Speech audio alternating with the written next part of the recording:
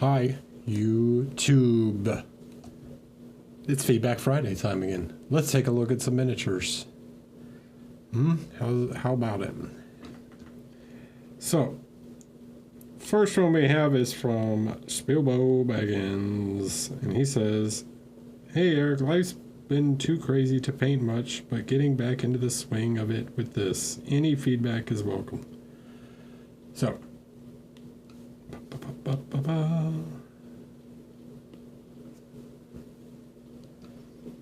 let's take a look here. So we got this Oni thing fighting a pelican, some kind of bird samurai. Interesting. I like the chopping that wood down. That's cool. Okay, so generally I think it's pretty cool.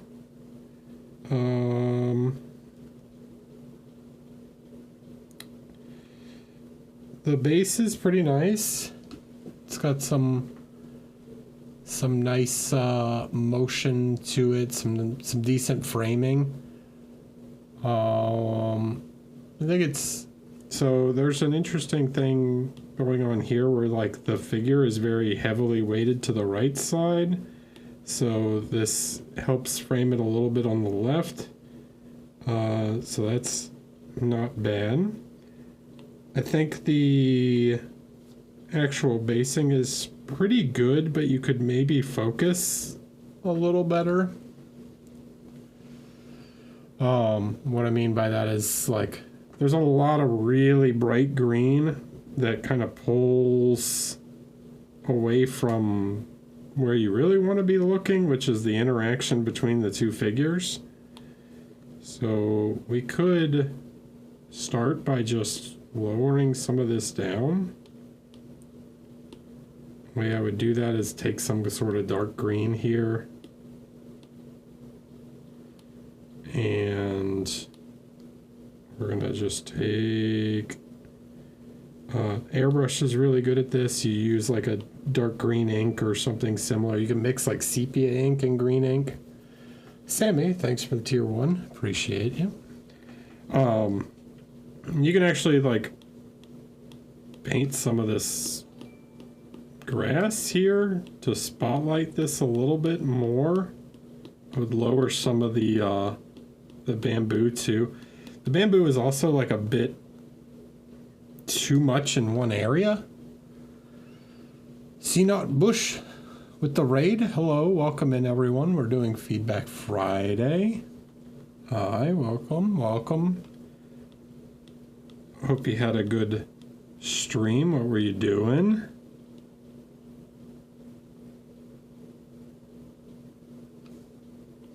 So yeah, we're gonna just like take and darken all this down a little, right?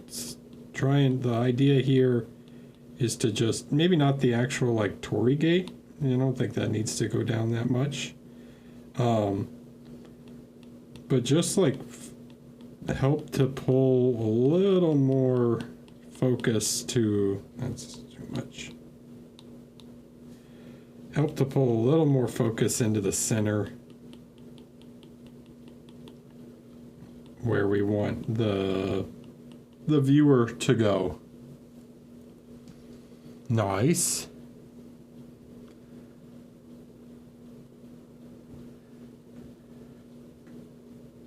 Hi everyone. If you're not familiar, hi, I'm Eric. I paint miniatures. Right now we're doing feedback on some viewer submitted figures.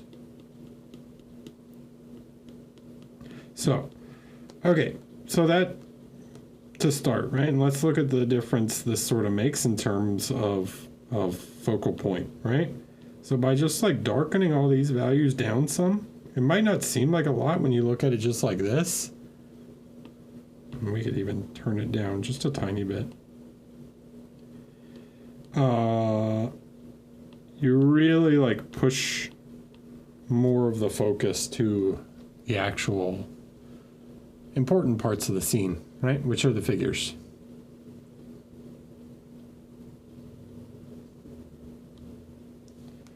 Okay, now the next thing. Adepticon is next week, yeah. Starts on Wednesday night.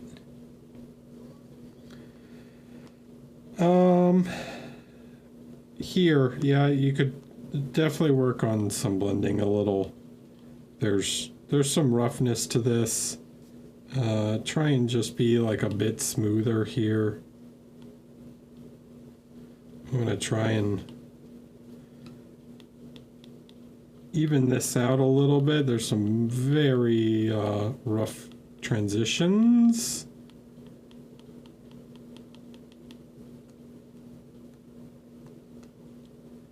Okay. And you're probably going a little too bright in some areas. Like you kind of switch from this like blue like this to pretty light blue pretty fast without really having much of like a saturated blue in the middle. So I would recommend trying to restore some of that saturation to the clothes. Okay, like the orange is nice and saturated, but the blue kind of just jumps. All right.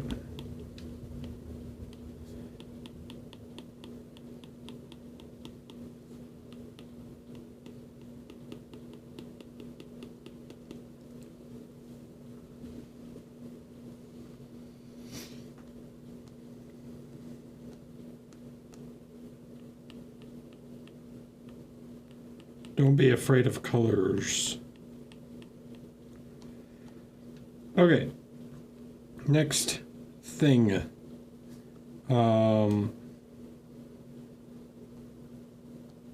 You need a little dark lining in some places,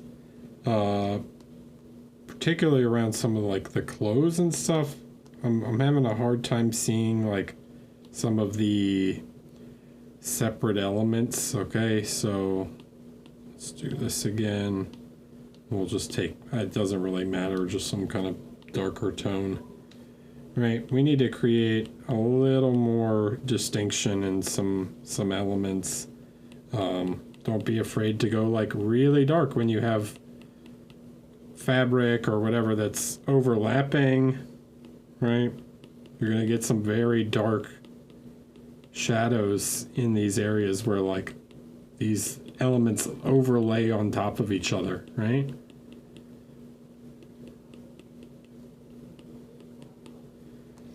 And that's just going to help to create more separation here, and the separation is going to help create more readability. Like in a lot of these parts, right? Like there's nothing here that tells me that these little stitchings on the lamellar, right? What is this called? The Asode, I think. I could be wrong there, but if my Japanese armor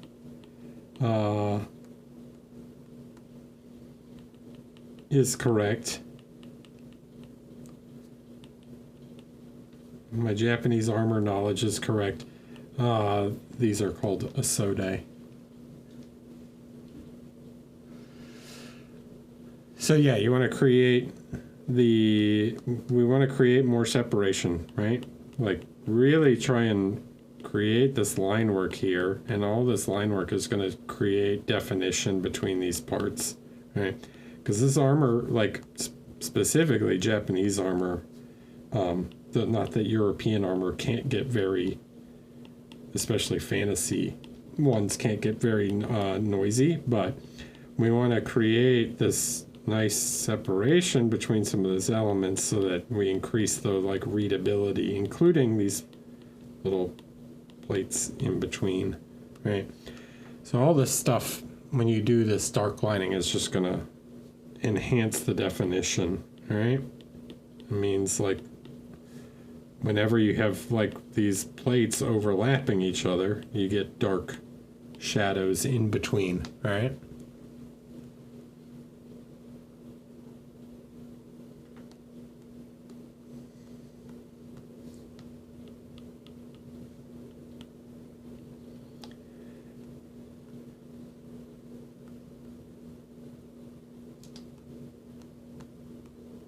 Like you gotta create separation here.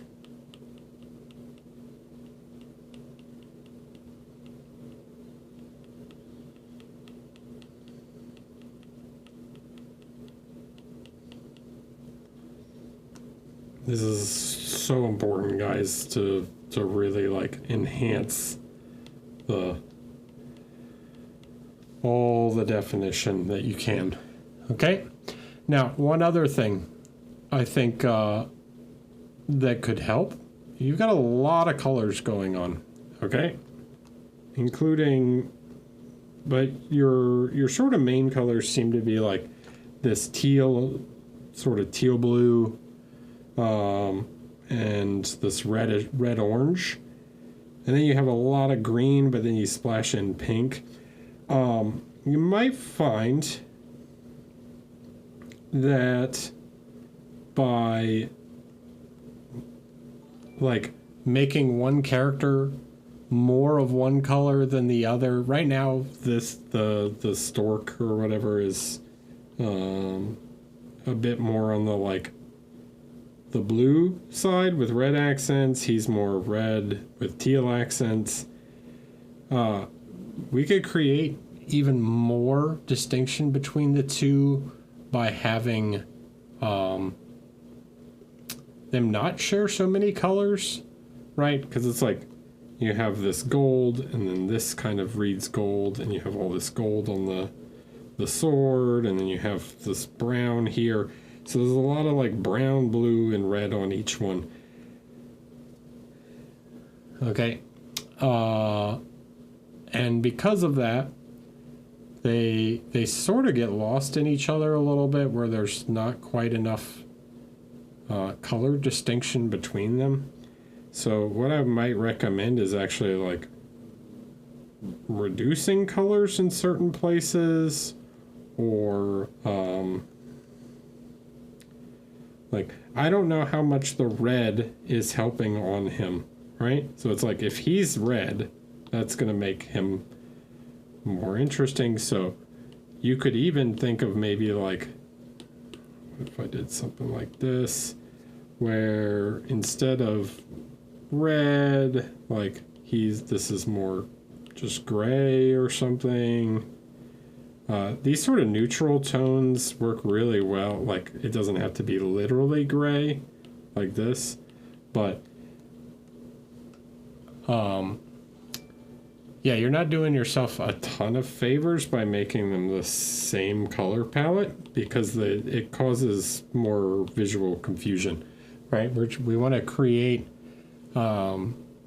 contrast between the two characters in order to like separate them, and then we create a more cohesive scene overall by incorporating sort of colors throughout, right? The whole scene.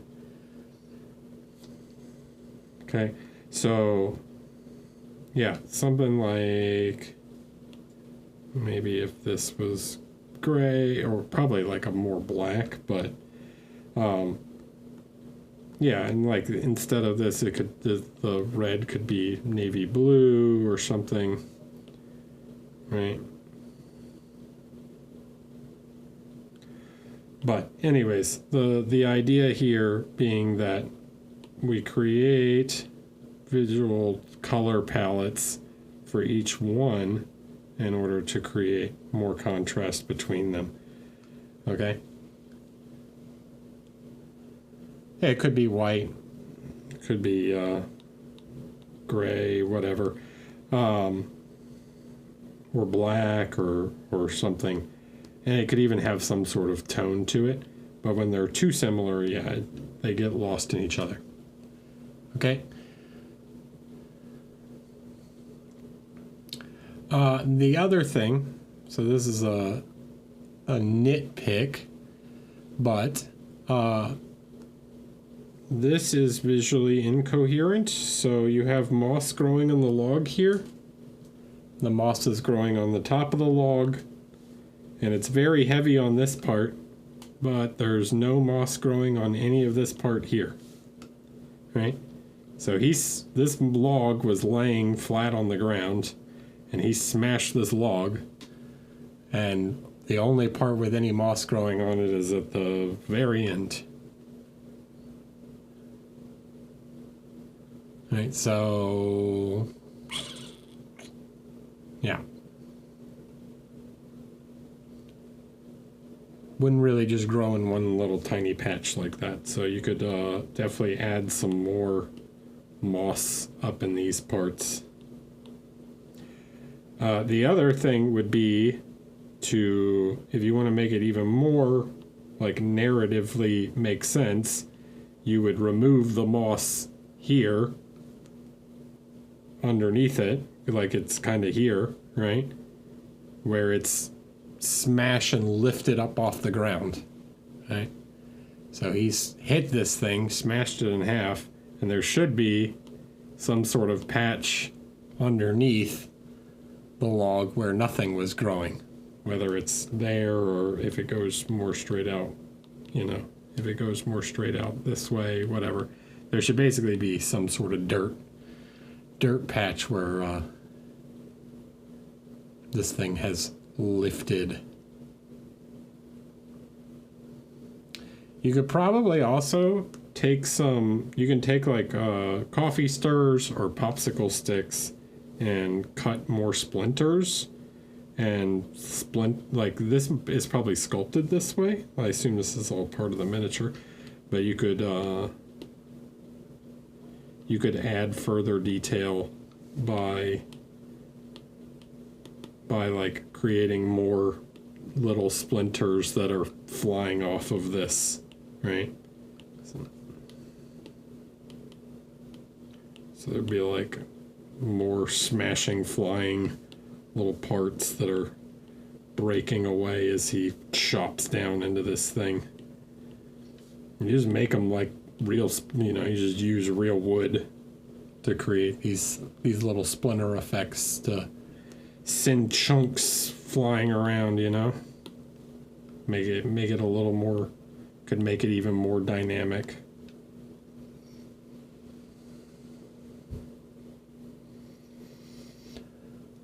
Makes sense?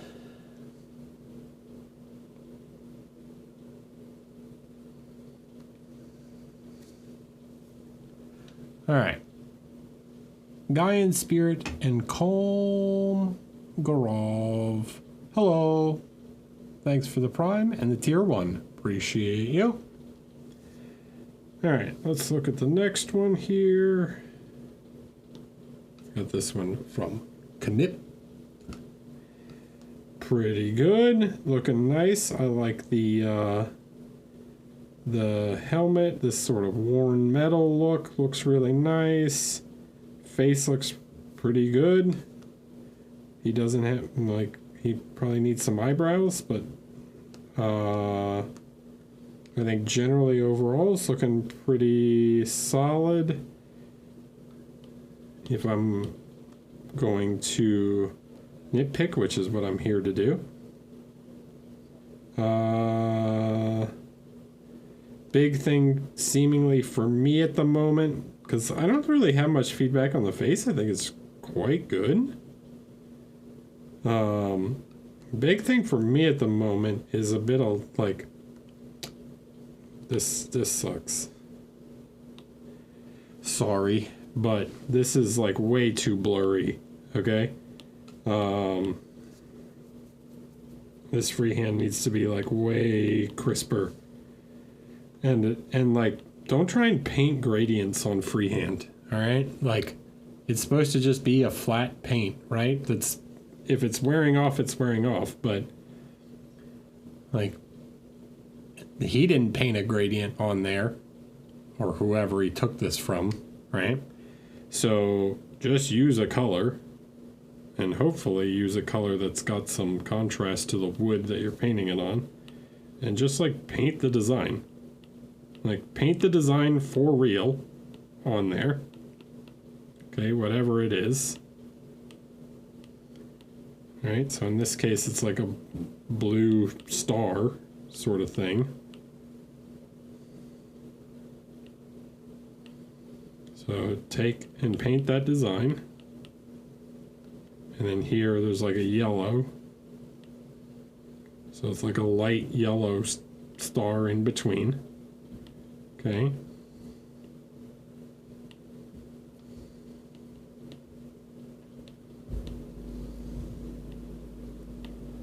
Whatever, that works. Something like that, right? So it's clear. I would probably do this like a dark blue instead, something like this. So it's readable against the brown.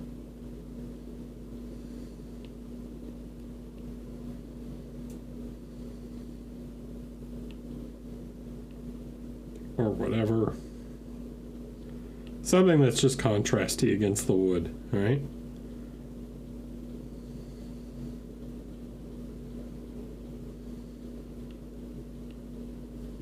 Okay, so it's just a flat design, right? Then you come back with the wood tone, and then you create like segments.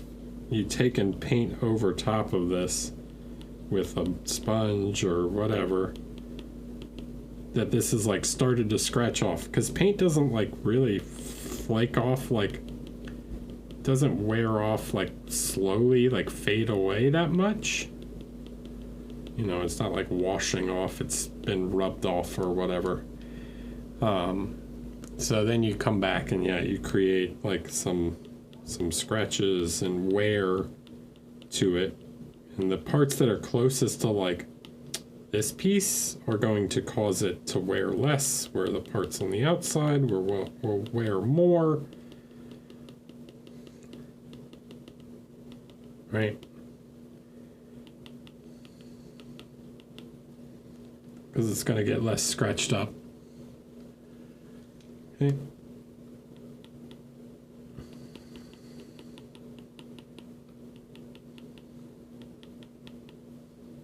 Any raised areas are going to get scratched faster, and the paint's going to rub off more. So, yeah, when you paint freehands, guys, especially if it's a freehand on a flat surface, right? It's not like painting a freehand on this thing, right? If you were painting a freehand on this thing, obviously you have two sides, and you have to paint one side darker than the other because one's part's in shadow and one part's in light. But on this shield, it's a big flat shield, right? And that shield is facing a general light direction. So you're not going to have like gradients on the design portion. You don't really have gradients on the wood portion, so why would you have gradients on the design portion, you know? Make sense, I hope. The other thing is just try and clean up some parts, clean this stuff up, you know. Probably clean up a little more between these things. Trying to find these scales a little better.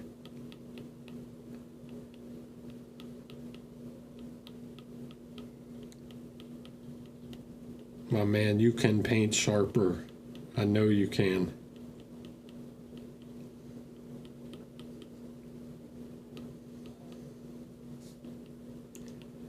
You can do it. I believe in you. Right? So trying to find this stuff a little bit more. There's some mess down here by the neck. Clean that up.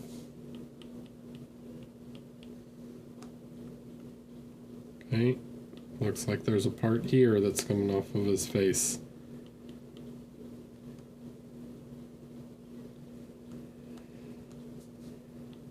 Alright, this stuff is key, right? It's what's going to take a figure from looking like pretty dang good to really dang good when you get this level of definition right?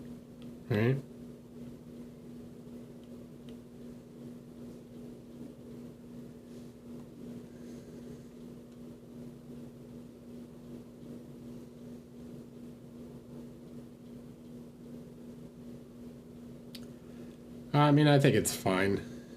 I think the general colors are quite good. You could maybe add like a little bit more color or saturation to the face in a couple spots. Like here, you might want to, not that much. Actually, fuck it. Here's what we're going to do. We're going to like overdo it.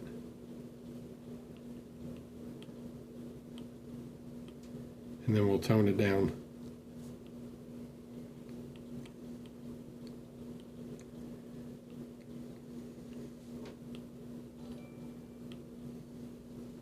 So that's too much.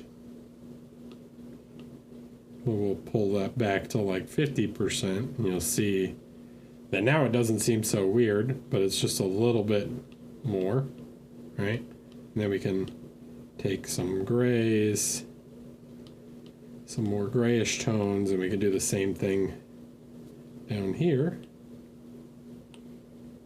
which you kind of already did, but do it just a little bit more. Right, something like that.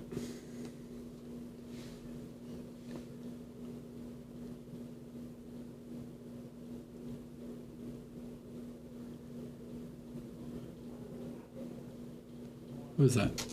Dim Wicket, thanks for the follow. Appreciate it. So something like that works pretty well. And then if we want to get a little fancy pantsy, we can come in and we can take a little bit of this blue, just a touch.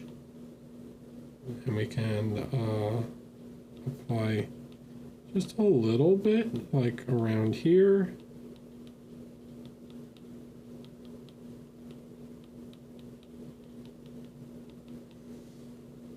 Add a little something something. It's so subtle you shouldn't see it at all like this, right? But when you look at it up close, I mean, you did it on the nose, right? You got some bounce light on the nose, right? But when you look at it up close like that, then you get a little bit more. The metallic would probably also reflect a little on his skin, so you can come in with like a slightly more saturated, something like this. Do the same sort of dealie over here. You might have some of this metal reflecting on his chin, like so.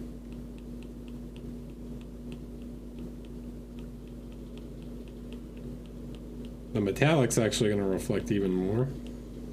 So if the light hits his skin, right?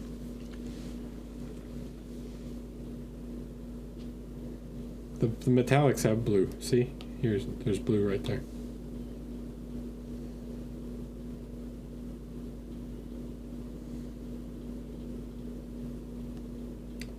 Okay, so something along those lines.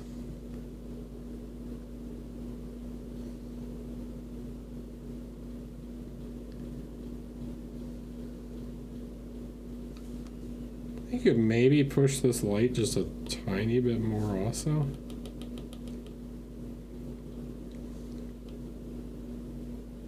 Hang on, let me undo that.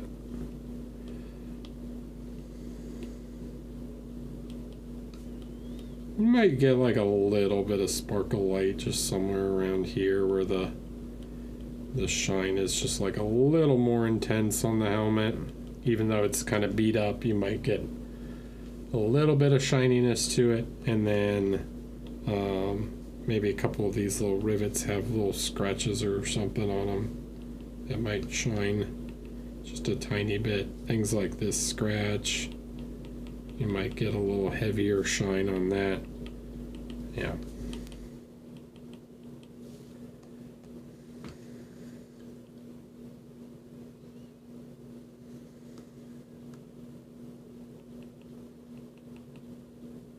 Couple these little scale pieces could use just a little nick, you know.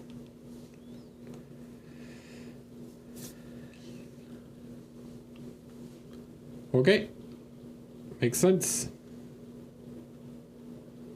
Very good.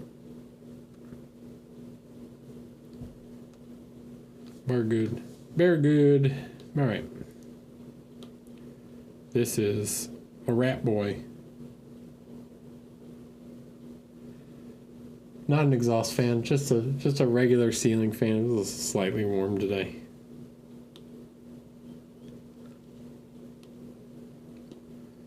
Okay. Did you post updated photos? No, it's something else with a scythe.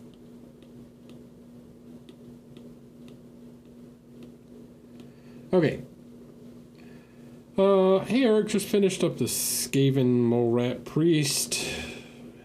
Overall happy with the paint job, but feel like I have painted several that feel very samey to this one. Any feedback on how to progress from here? Would love to work on the next few models for the squad. These guys, thanks. Alright.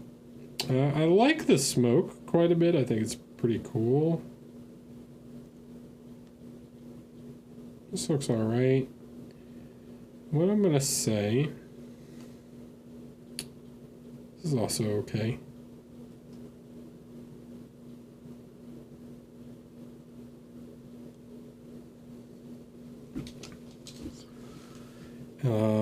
Let's take a look. Okay, so the level of contrast is crazy on the fabric. Like, it's so... It goes from like so dark to so light, you know? It's like nearly metallic in how intense the contrast is. The paper is quite good. The base is also pretty crazy. I like the green too. So let's do this. All right. Let's do the look at it in values thing.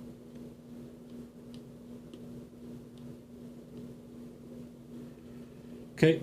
So do you see how dark the fabric is, but then like the lights of it are like super bright, right? Well, look at this part, right? This like red tassel part. It doesn't nearly do that same thing, right? So the level of contrast on the green is like nutty comparatively. This is good. This should be your most set. This should be your highest contrast element. Okay, so what I would recommend.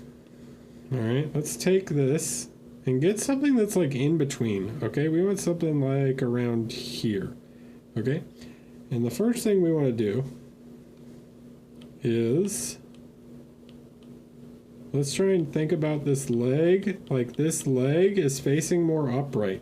Okay. So we're gonna push the light a little bit on that and try and stop highlighting just the edge so much, right? You're highlighting the kneecap a lot, right? So let's try and like get the upper leg a little more lit. Okay.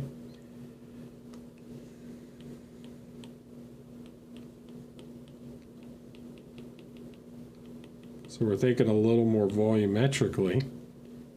Okay, same here, like this. We want the hood, this top part of the hood to be a little lighter. Then this inside part of the hood that's in shadow, this could be just a little darker. This lower part here, this is still facing downwards. We want to round over that knee joint there.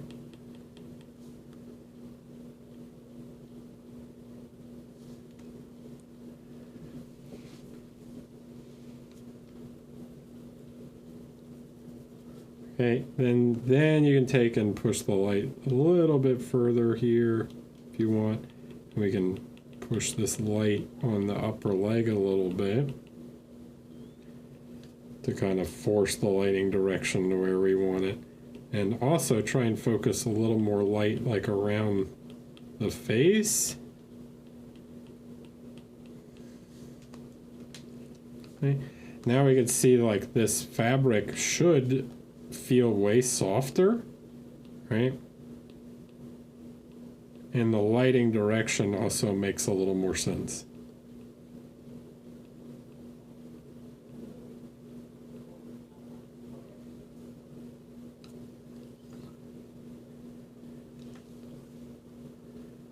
All right.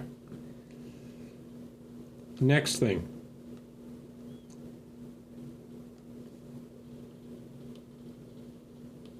Some proper black lines, okay? Just a little bit.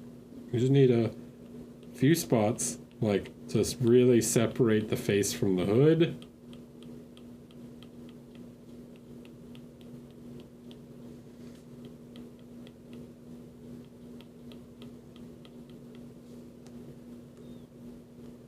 Okay, this is you've done some pretty good ones, but there's a couple spots where it's like, yeah, you've got a couple little.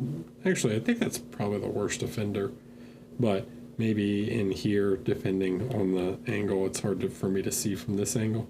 But a couple little spots where we could, yeah, we could push that just a tiny bit further in order to up that contrast, because you're using like a really dark color, like here on the nails and like around the tooth, like even pushing more black like in the mouth could help. Add a little more depth.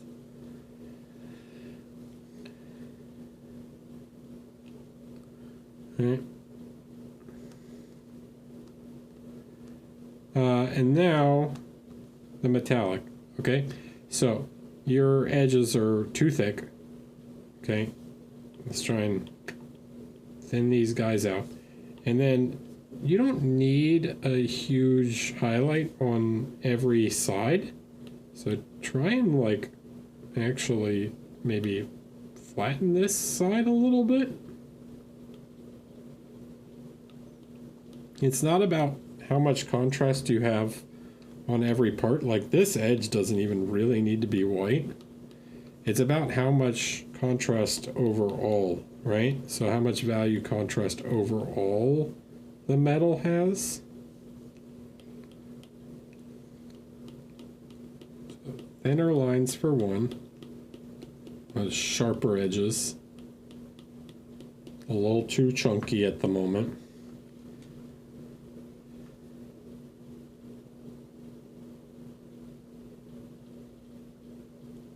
How can you fix the too thick of edge highlight without losing the glazing work you've done to blend? She's really good at matching colors and values to shrink it, like, or you have to just, you know, blend it again.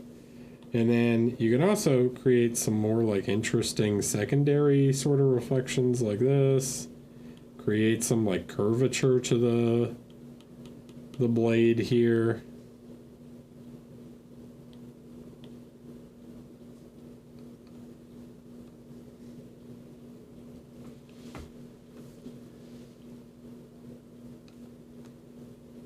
Okay, and then on the top part, you know, maybe this whole section's just a little bit lighter, right?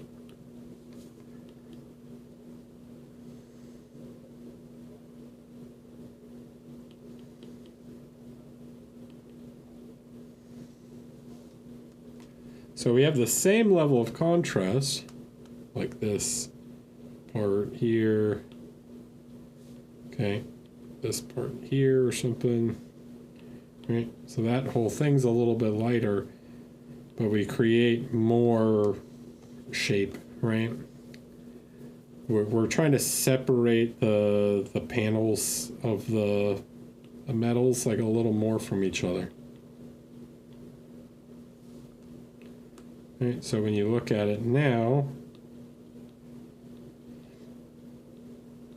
it's a little more believable in terms of, like, this is very cartoony.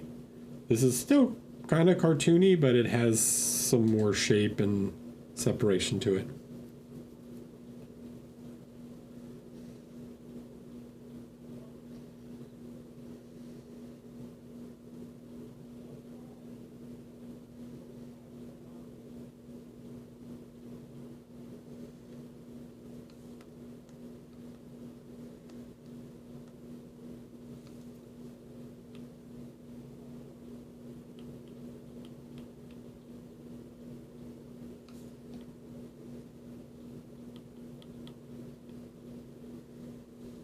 Right, something, I don't know, like that.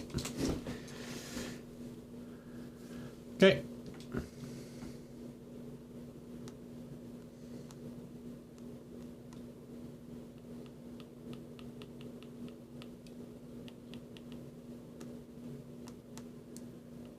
A little highlight on the nose.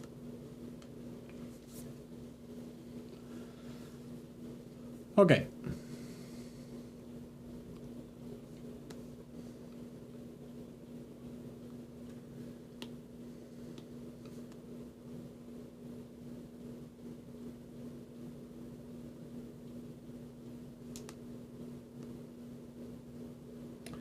I thought I turned that off. I don't. Whatever.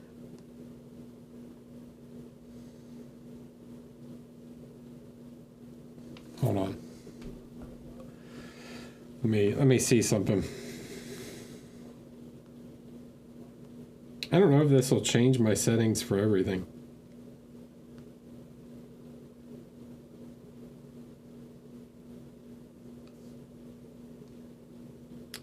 Settings.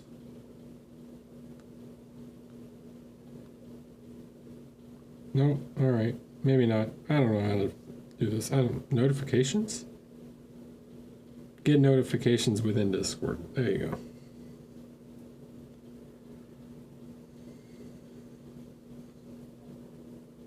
All right.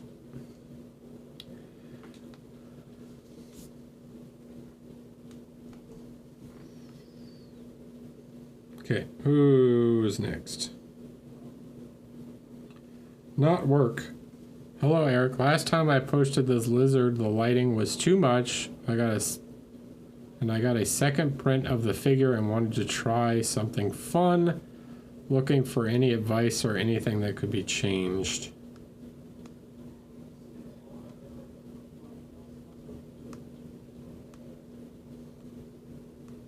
Okay. So we've got some kind of OSL sort of thing going on.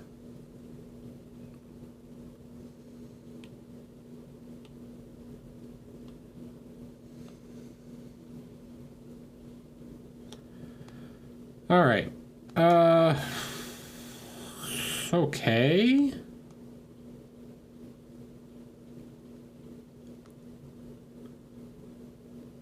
I don't. So this is a tough one because it's like, why is it yellow? Like, what's making it yellow? You know, like, is it yellow light or is it supposed to be like a firelight or something? So that's a little odd. I think generally, like, here's a good way to check to see if your volumes are right. Like, flip your figure upside down and be like, does this make sense? So you might see here that, like, some of the light, like, is a little maybe coming too far up the leg, right? So more of the top of the leg should probably be in the main light. So less of the yellow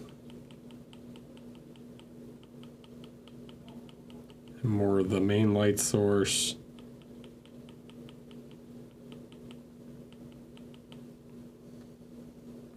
Probably here also on the tail, like this would be getting more of the top light, less of that. This is not bad.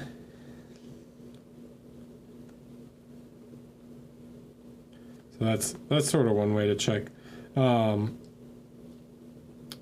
Like, just flip your figure. Because we're so used to seeing light coming from above, if you want to paint OSL from below, like, literally flip your figure upside down and paint it from above at that point, right? Where you're more familiar with how the volumes and stuff would catch light.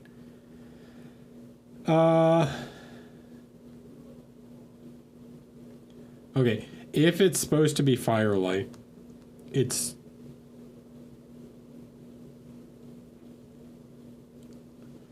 if it's supposed to be firelight, it's too yellow right now. Firelight tends to be slightly it actually has like a bit of a spectrum. So like down here we have some kind of orangish tones, and in some of these parts we don't really. It sort of just goes from like a sort of yellow ochre kind of color straight to the gray. There's like some brownish tones, but You probably need some orangish tones, so we'll do this and then add some orange.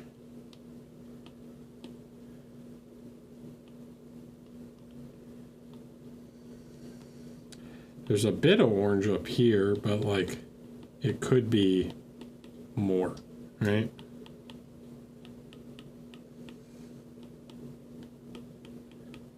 And only where the light starts to get really intense does it start to like switch to yellow. So you need some of more of this orangey bits in order to feel like fire.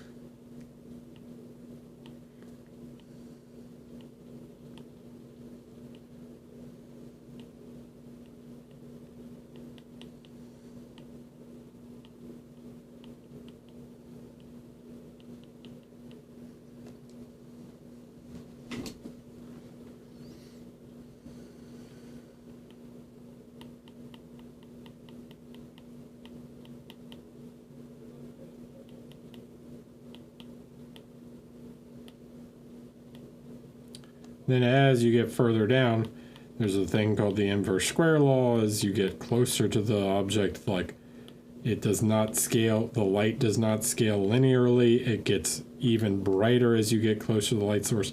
I don't particularly have the light source to know where the light source is. Like it could be further away or closer, but yeah, the light does start to fall off more as you get further down. Or as you get further away from the light, yeah, the light's going to begin to fall off. So you actually want like even more intense, brighter color closer to the light source. So things might start to become even more yellow.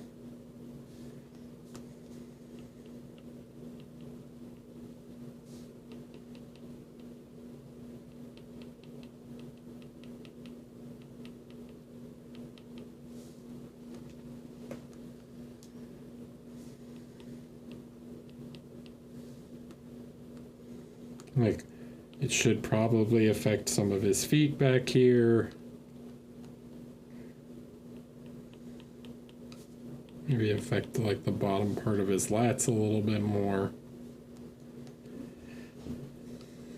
All right, so let's look at what like the changing the color does. Like this added warmth really like changes from, yeah, just like a yellow, kind of yellow light to like actually a warm light.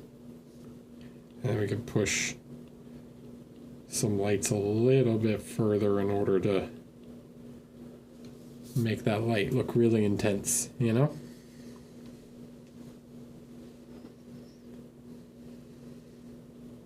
Okay. And then yeah, the base needs more light on it. I don't know which particular color or where, because I don't know exactly what direction, or it's a little hard to tell from the angle sometimes, but there probably needs to be like more light, orange light back in here or whatever.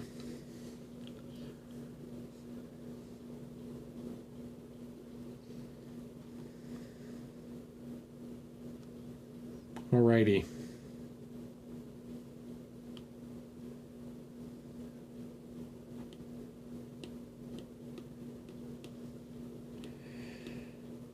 Nolan.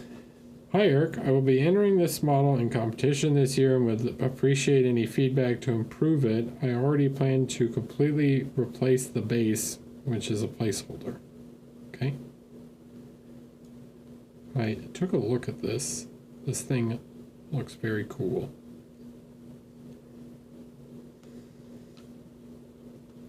That could be smoother.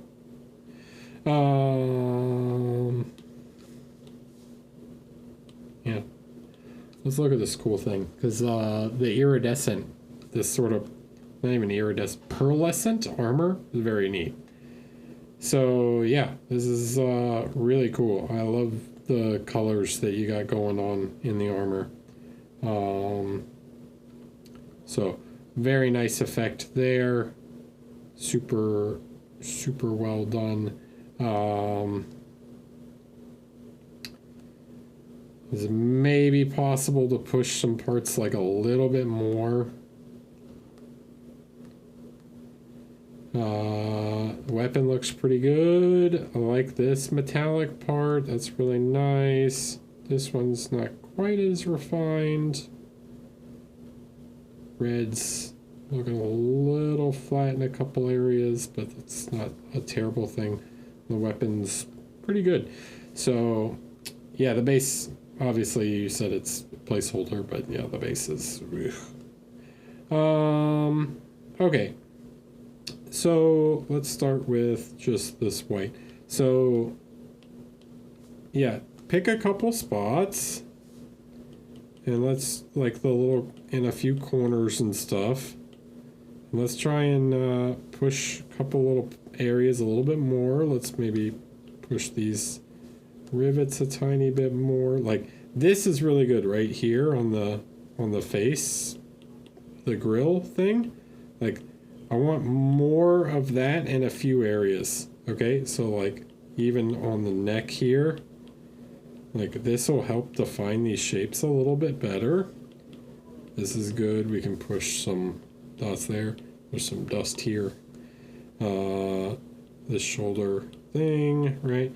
So just trying to, yeah, add that little bit of extra shine to some of the edges will make some of this stuff pop out even a little bit more. The legs here are quite good. This is really nice.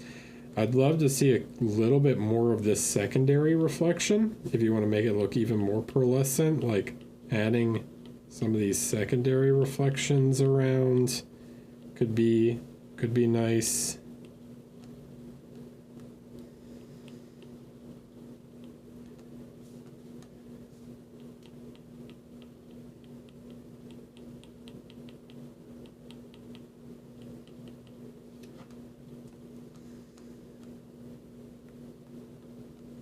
Like, see, you did it in some places.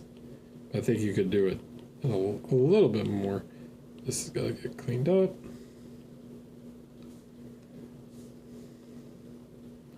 Right, so really strong. Then I like this blue you've got. Like, let's try and push that just a little bit more in a couple spots too, because this also is a really nice touch, right? So...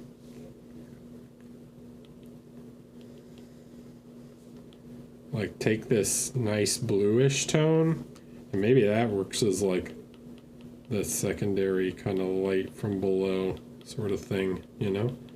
Adds that kind of cool effect.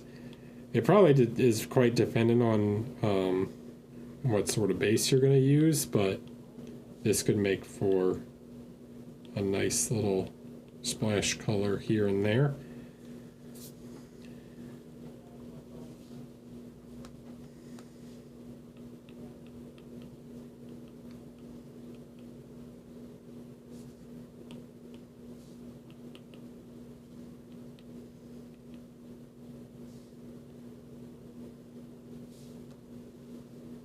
Okay, subtle things, but it can make a difference in definition and stuff. So, yeah. Even like taking some white maybe here, and like there's a bend right here in the helmet. So maybe that like inside edge where it bends catches some light.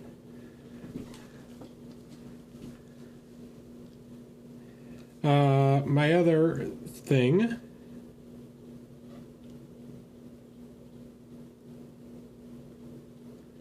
would be to say, so here, right, like we want to try and create a little more of that sort of edge there, just to create that line of separation. Like you have it, but you could push it just a tiny bit more. This one doesn't really need it. That's super good. This one, you could overall lighten sort of the top slightly more. It goes very black on the upper part.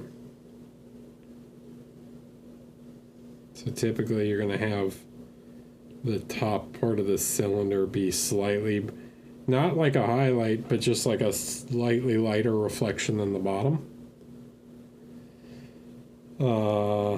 Right, so it's just not the same.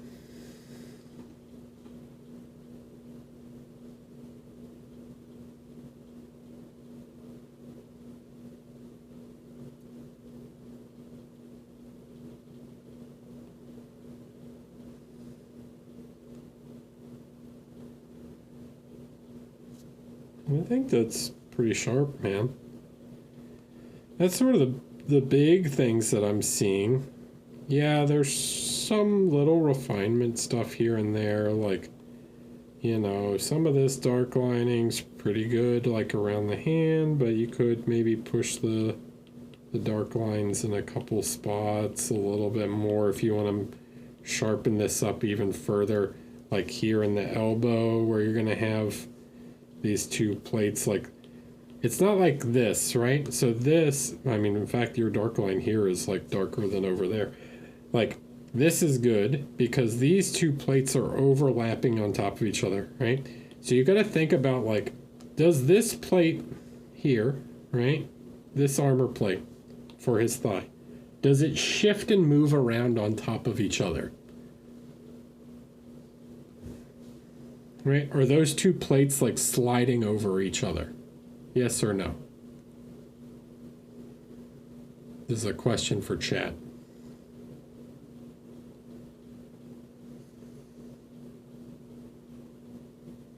There's no articulation there in the armor, right? Do these plates move? Does this plate move independently of this plate? No, it does not. However, does his shoulder move independently? Does this shoulder move independently of the breastplate? Yes, it does. So what does that mean? It means that we should have a darker line separating the shoulder from the breastplate, right? Then the chest plate doesn't slide and articulate, right? You know? But the armpit does. This here by the bicep does, right? The bicep and forearm articulate separately. The knee articulates against the thigh. Okay? This shin armor articulates from the foot. Right? So when you have these overlapping elements, you can create a little bit more line work. All right? And that's going to, even the knee probably moves independently of the leg armor too, right? And you got this, like the abdominal armor moves separately from the upper chest. Okay, so when you want to think about, like, yeah, the wrist, right? All these parts, they move a little more like they're interlocking elements, and they shift over top of each other because there's articulation there. You're going to have a little more shadow than you would on other parts.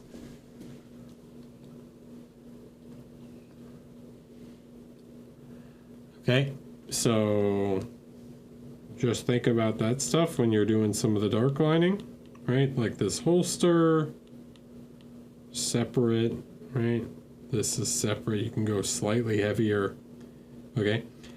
And you'll see that, like, it does do a little bit to create a little more distinction in the individual armor plates. Right?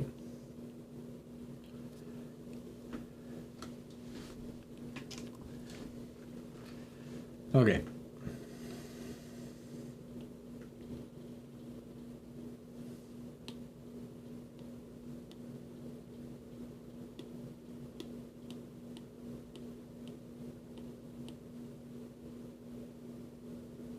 Nim. Updated pic further down. Okay.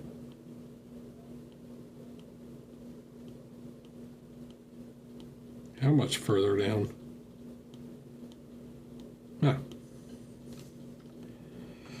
Hi Eric, still some room for refinement, but would love some feedback on this piece and anything you'd think I should focus on or address. I'm trying to find the right balance of painterly and refined smooth. Thanks so much. A great call on the frame. Okay.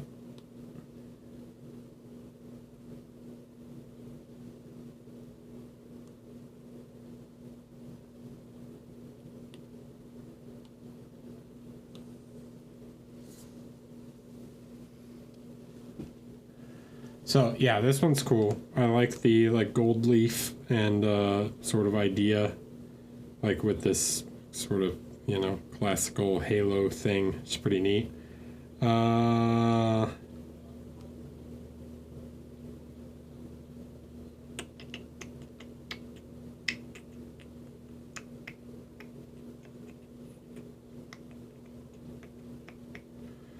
Pretty good so far.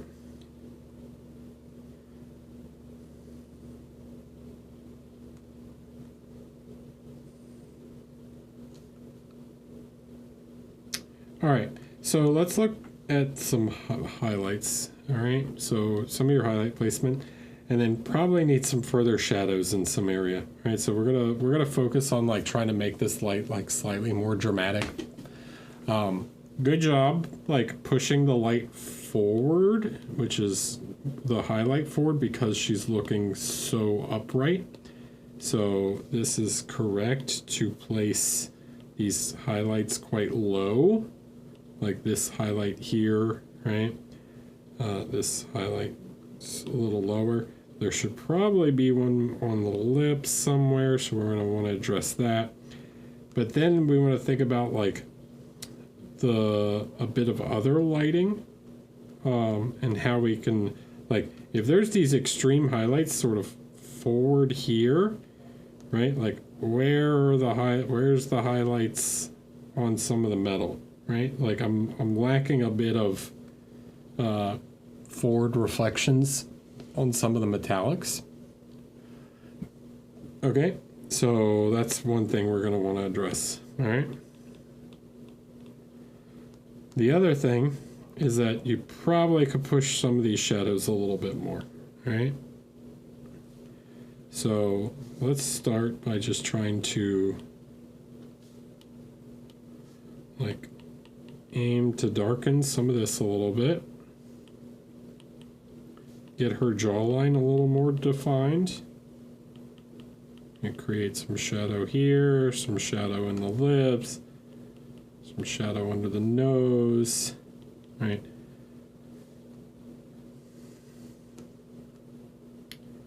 Okay, it's not a lot, but it'll give a little more shape to the face, right? So this is lit up, right? But that means that the upper lip should basically have the same light to it.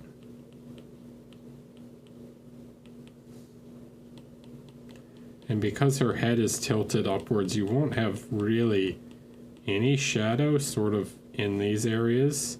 Not really. You're going to have very limited shadows on the face. So a lot of it is going to come down to just the highlight placement. And you could push the highlights like a bit more than you think. Like a little larger than you think. The skin is... I like the teardrops, by the way. Like we could get some on the cheeks.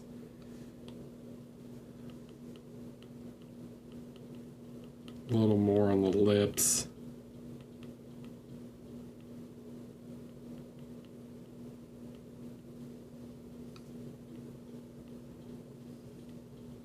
Probably smooth that out a tiny bit, so maybe a little too sharp. Okay. Then we need some, like this highlight on her skin is brighter than the highlight on the metal, almost. So like really let's take and push some of the highlight on the metallic. We want to have some of this nice sharp highlights in these areas. It's going to help draw that frame out more.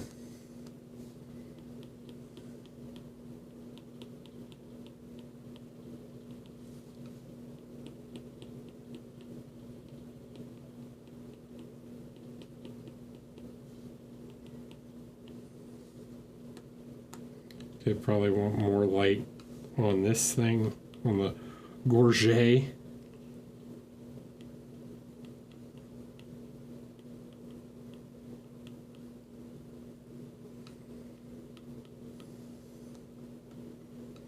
And then this is quite far back, so, and it's under her chin, so I would actually, instead of that, let's do this. I would probably darken this down some. Like this whole area doesn't really need to be this bright, so we can just tone this down a little. Especially back in here where it's obscured by her hair and the helmet.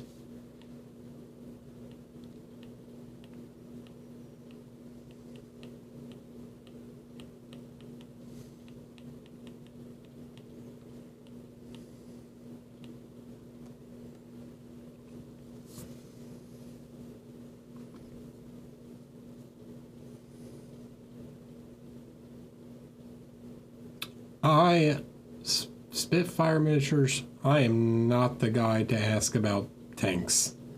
I have not painted a tank in like 15 years.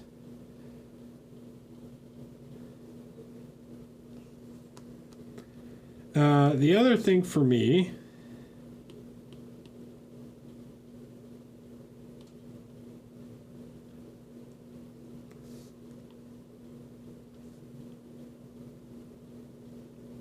would probably be just to darken this whole area some.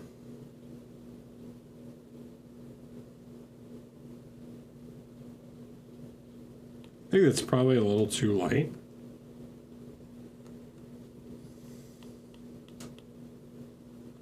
Maybe like a darker blue, and then we'll come back with like a more saturated one. It's a little washed out, so like I think that also helps frame the face more.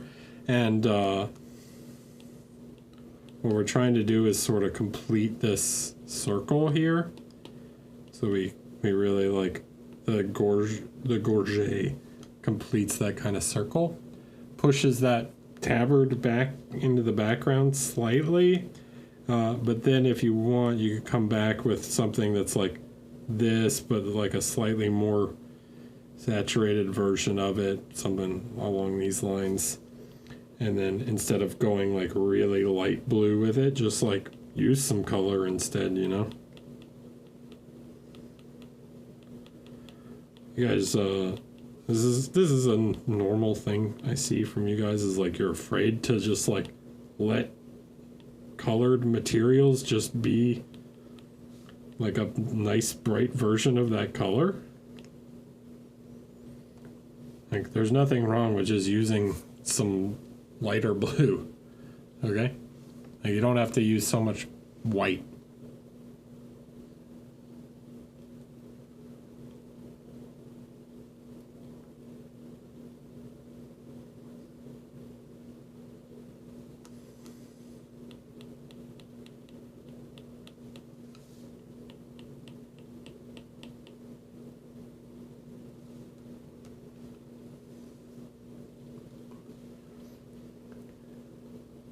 Right. I think those things together, right? So this, right? So adding some shadows, pushing that, and then adjusting some of the light around the metallic in the face. And if you wanted to get fancy, you could come in with your shadow color here and create a little guy like this. You probably also want to grab a nice shadow tone and get a little bit more shadow above the eye.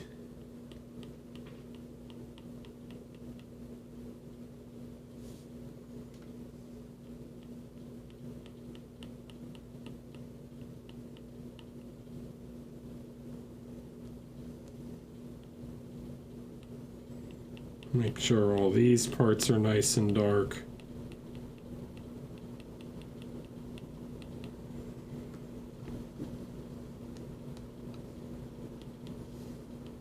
Clean up some of this stuff.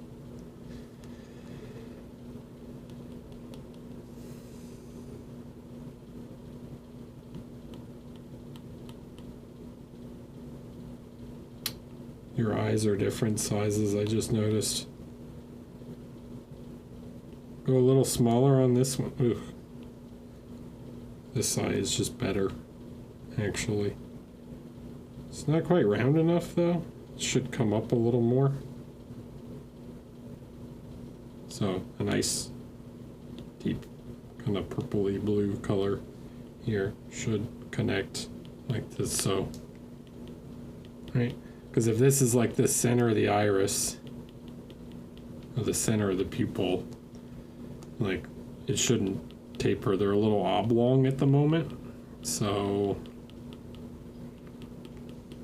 something like that. And then this one's too big, so you need to make it a little bit smaller.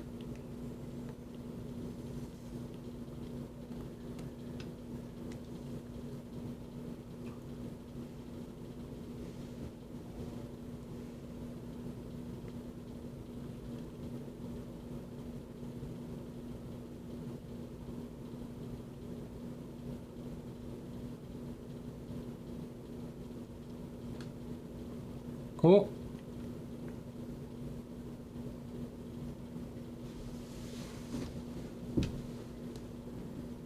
And I wouldn't touch the background at all. Like, the background's super neat. So, one other little thing.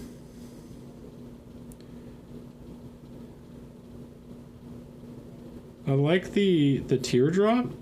They're a little symmetrical. So maybe, like, I don't know, move this one down or something?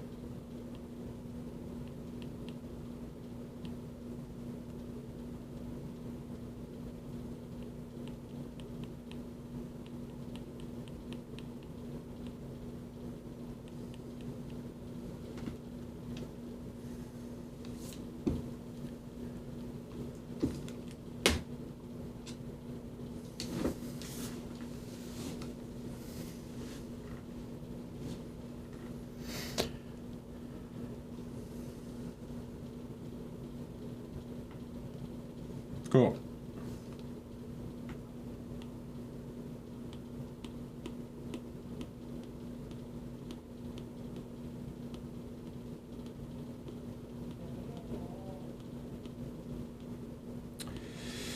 J Squared. Hey Eric, really enjoying the Val Bust series, thanks. Every time you do, it makes me want to bust out another. Okay. In the meantime, I just finished up the Fate Master and would love to get your eyes on it for potential areas of improvement. I think the base is pretty weak. Me too. So thoughts on that or anything else you spot? Yeah, the base is super boring. I thought it was just primed.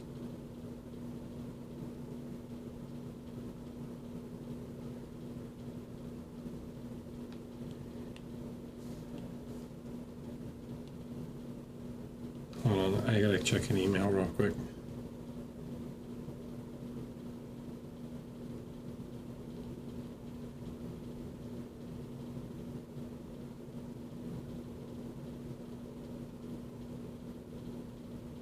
Okay, no problem. All right, it was about Adepticon, so had to check it.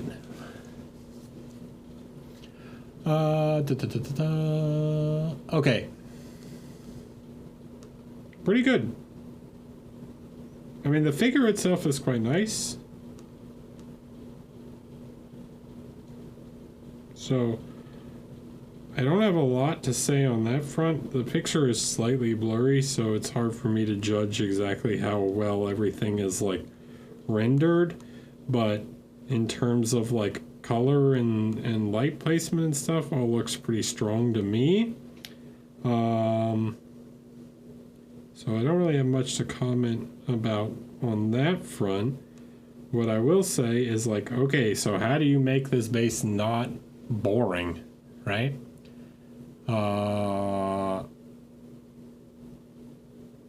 Well, give it some color for one. Like, rocks don't need to be gray, okay?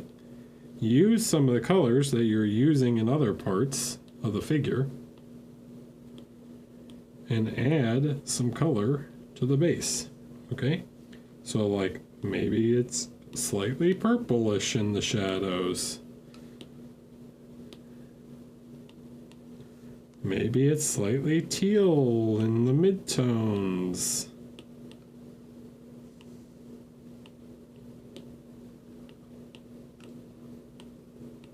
They're still grays. Maybe it's slightly warm yellowish in the lights.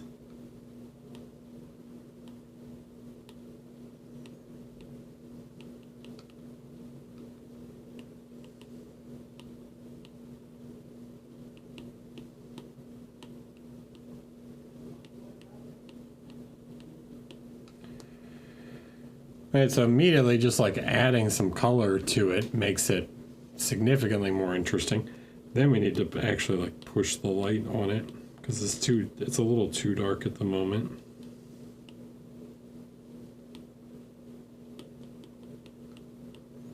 I like a little spotlighty, but we don't want it like black, right?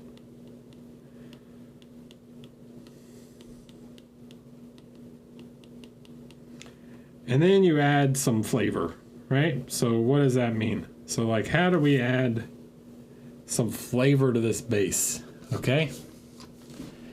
If you were to look at this figure and say like, all right, thematically, what could we add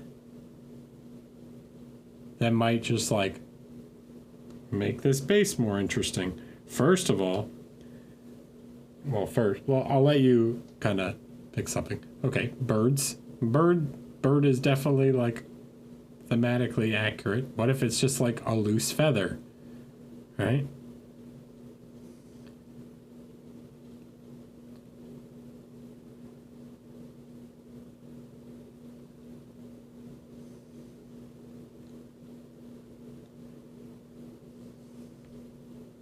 No, the answer is not tufts in this case. The answer is flames, magic, like a feather. The flames can sometimes be a little bit much. But yeah, like what if it's just like a loose bird feather, right? Just grab a bit from something that's got feathers, or you sculpt a feather. Sculpting a feather is not that hard. Okay, let's ask another question now. If you were to pick a shape to this figure, what shape kind of stands out to you? So Tzeentch has a form, right? You guys know what Tzeentch's shape is?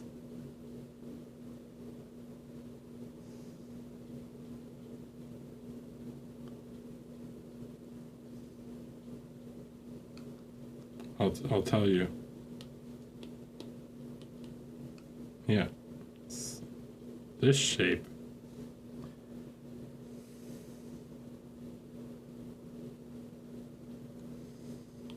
Right there on his helmet. Guess where else it shows up? Look at this S curve here.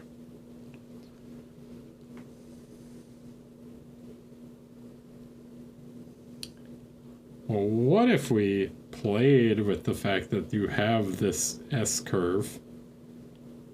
And what if we finished the Tzeentch symbol?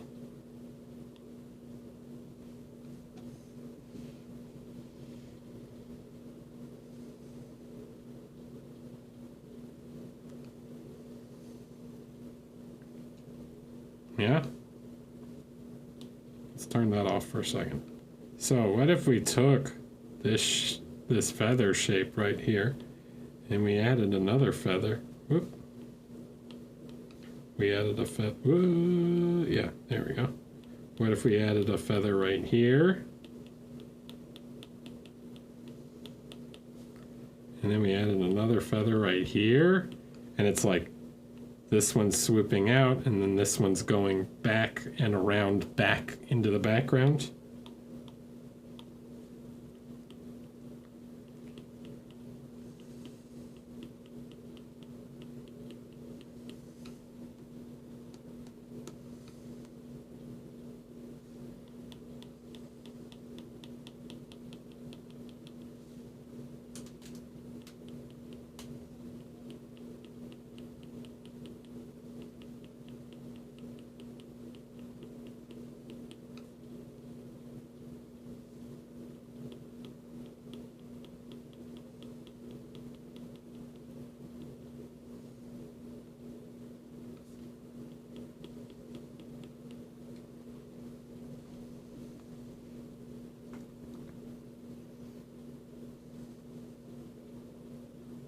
Yeah.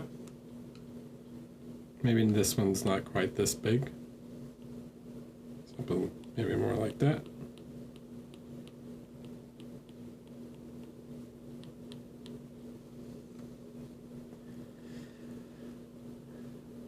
Right.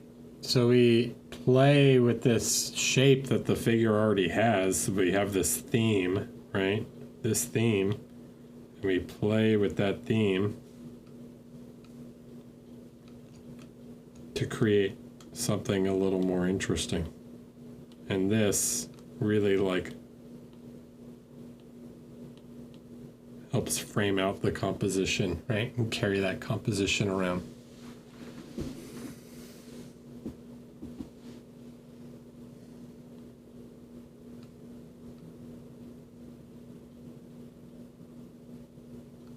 You could even add like another little feather here or something that's like falling out, you know? So, I don't know, something like that.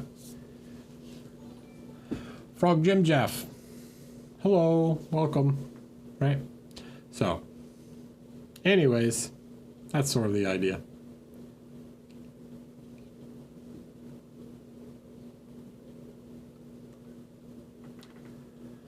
Not saying this is the exact thing to do, but there's always ways to like find these sort of forms and shapes and compositional lines in a piece and carry that further throughout, okay?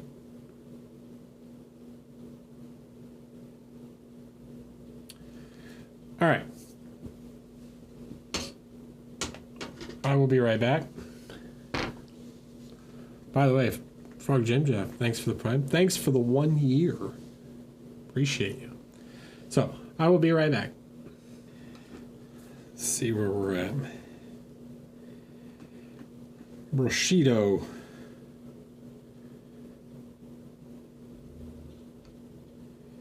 Roast my duel. Okay. I think I will.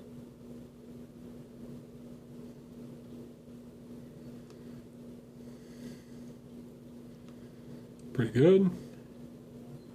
Pretty good.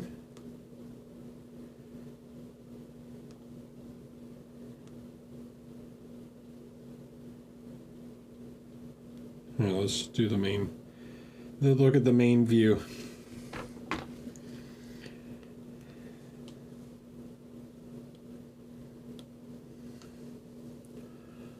So overall, I think it's pretty nice.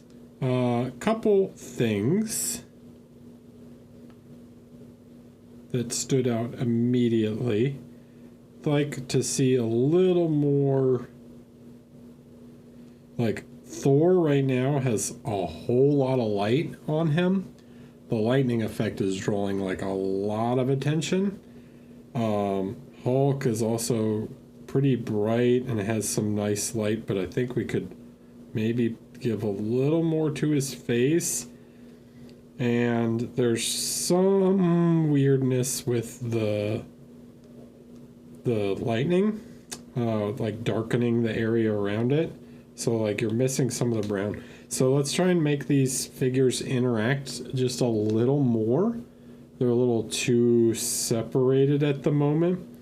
So we're gonna try and, as far as the painting is concerned, there's not a ton that I can that I'm like, oh, this is bad. You need to fix the actual painting on the figures.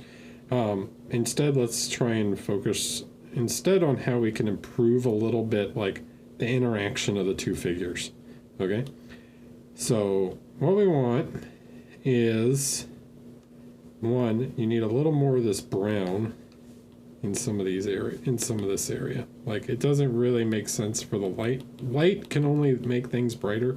Okay, can't really darken things. So there should be some brown, even though this bluish lightning is like affecting the ground around here. Like, there should be some of the brown, like, in Thor's area. Okay.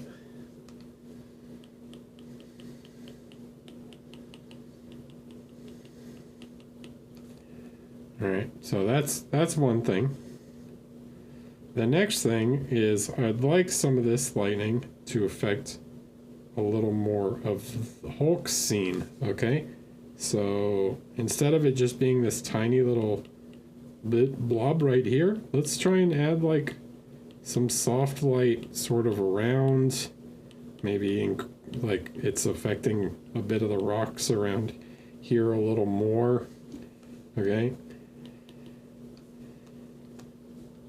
Fall off is a little fast, and then we can also have it affect some of the column like a little bit more. All right, so it should affect some of these elements just a bit more. All right.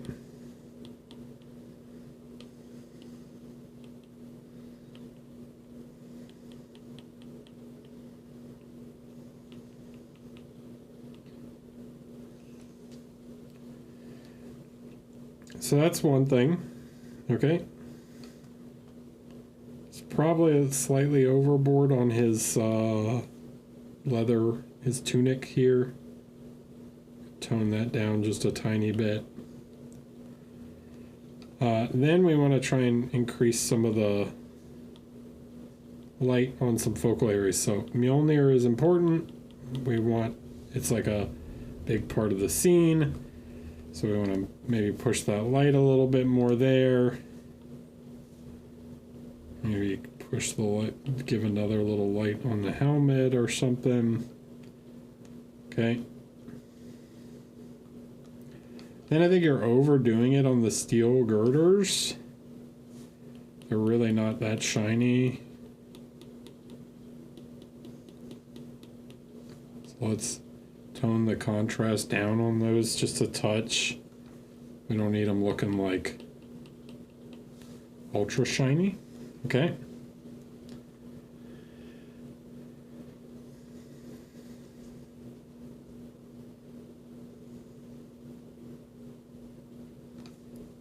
Even placing some subtle blue light, like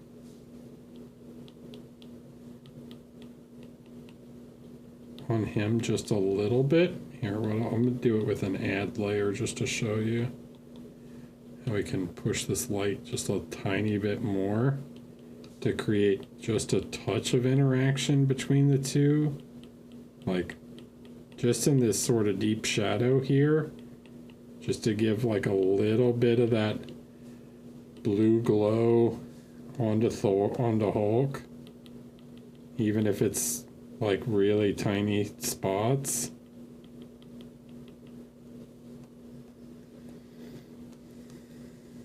Okay, then I'm gonna like actually do a little bit more on some of these parts.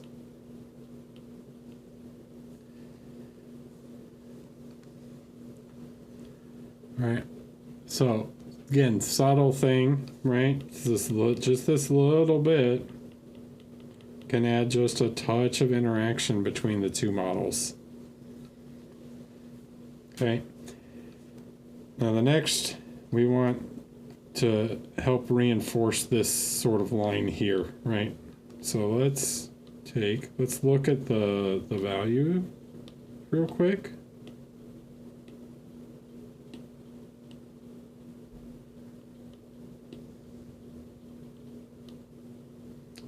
Pretty good, but Hulk's pretty dark, right? Like, Thor has a bunch of pops of light, and you can see that the lightning is the super brightest. Okay? So, but Hulk is like, yeah, he's a little on the dark side. So, we can try and help balance that out just a tiny bit by pushing a little more light on him. Okay, so don't be afraid to like give some of this musculature, give his chest and stuff a little more light to just draw the eye to his face a little bit more, okay?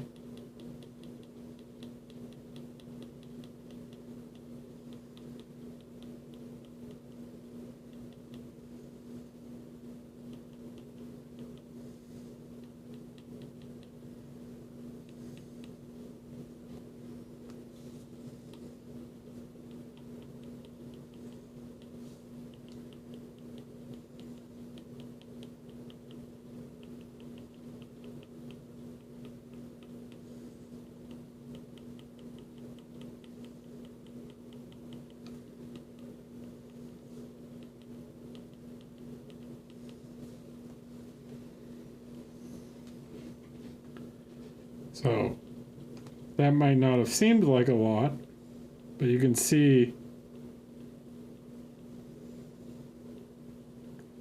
by pushing that light a bit, we definitely shift the focus a little more, right? So it helps balance this out a little bit.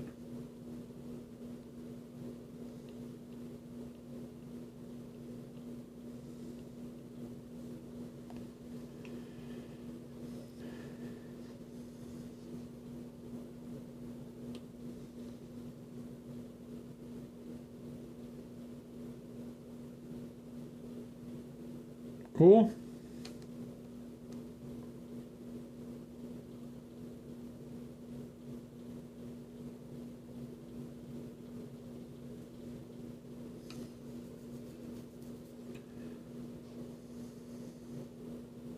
Okay.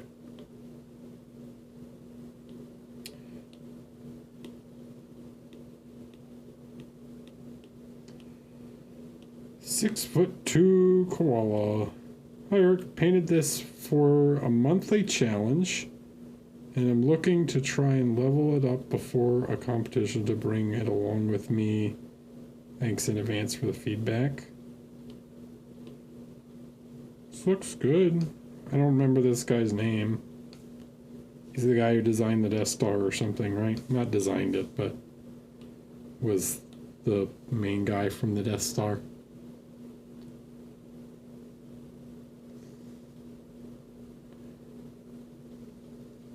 So I don't really have anything to say about like the clothes. Like the rendering on all the clothes look really good. I don't know what's going on with the base. I guess he's like standing on a beach or something, it looks like. Yeah, he's standing on a... Okay. Something's weird with like white dust or whatever, so. Yeah, weak part for me is the face. Okay? So I know the face is very small on this, but based on you painting this thing,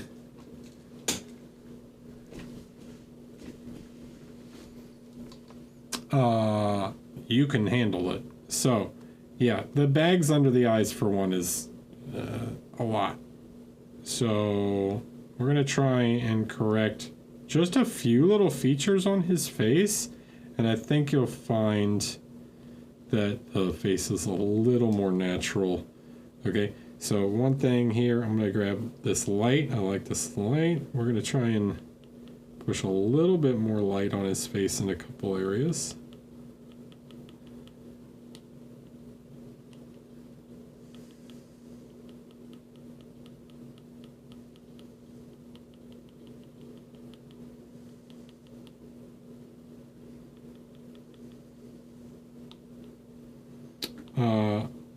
before I correct the nasal labial fold, let me talk about it.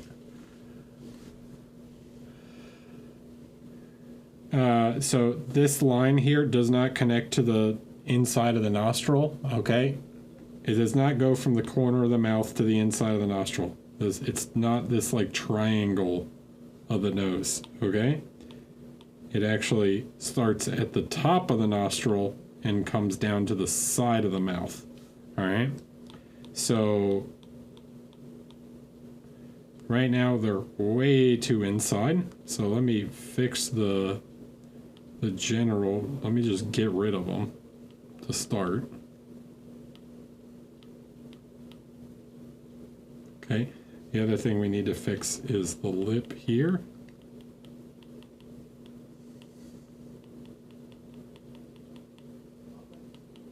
The corner of the mouth is a little odd.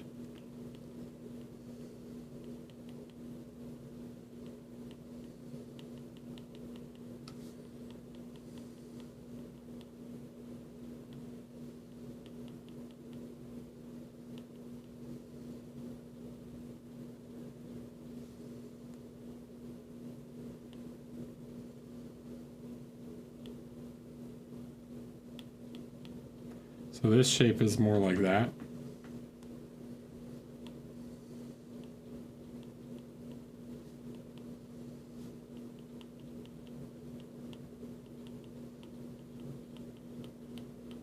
And this kind of tucks in. Okay. Then, now we can draw the fold. All right. So it starts at the top of the nostril. And it creates a little triangle, like so, that then goes down to the side of the mouth. All right?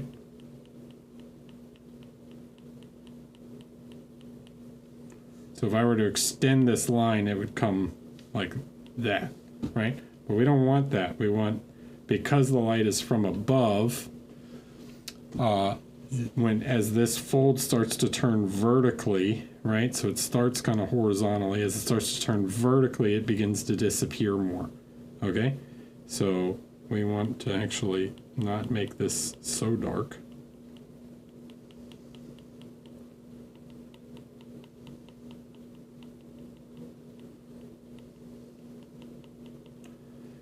And then this, because you're favoring this light side slightly more, we can smooth this out even a little bit more and make this one slightly weaker. Okay. And let's add a little more light here. Give some light right here. Give some light to his lip. Something like this. For his upper lip. And then let's fix these eye bags. So first connect. I want to connect this. And then your eye bags are like volumes, okay? So instead of like smiley faces under the eye, right, we want to think about the eye bag as like a little shape, okay? So let's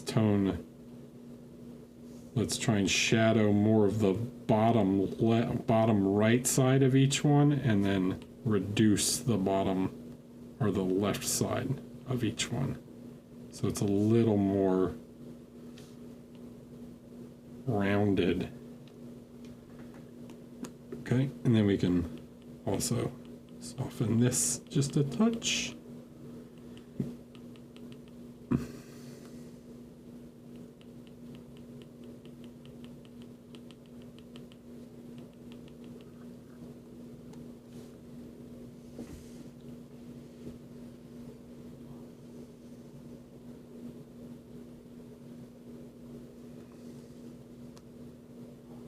And then his eyebrows.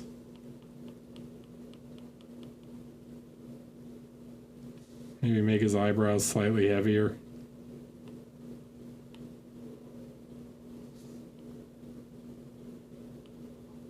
His dark hair, so he'd probably have slightly heavier eyebrows, but I would look at a reference photo of the actor and see just how heavy his eyebrows are.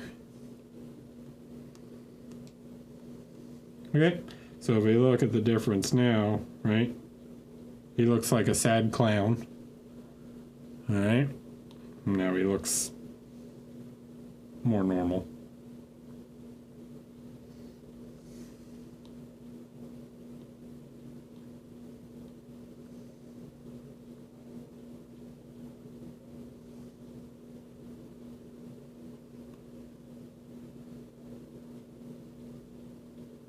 Welcome, Nolan. Yep. Okay. And then, done, dude. Like, I don't really have anything to say about the rest of the figure. It's good.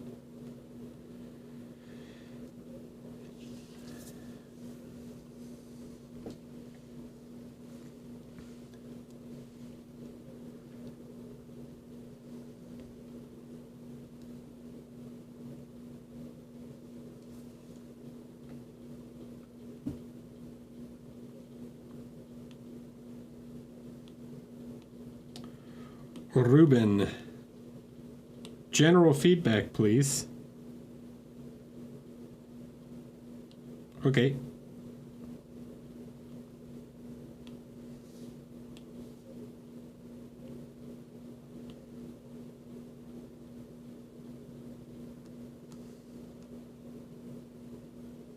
It looks pretty solid to me. Who's that? Secret Gentleman. Secret Gentman? You into gent, dude? Oh, but that's spelled with a J. D-J-E-N-T. Oh, Secret Agent, man. Nah, I got it. Hi, welcome. Missed the A there. I like Secret Gent, man. Gent, gent, gent, gent.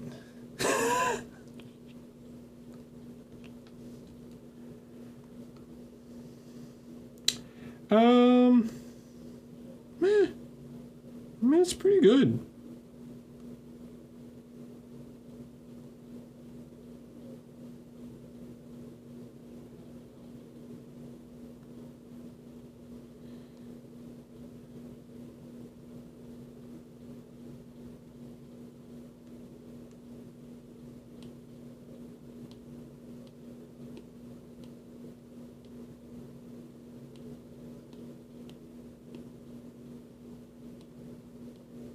Yeah, there's some pretty nice color separation, like value separation and everything. So overall, I think it's pretty strong piece. I like position of the lights. You didn't like overdo the musculature of the stomach, so that's good. Light on placement on the face is pretty nice. I think if I was to give general feedback stuff, there's maybe some like blending that could be slightly better.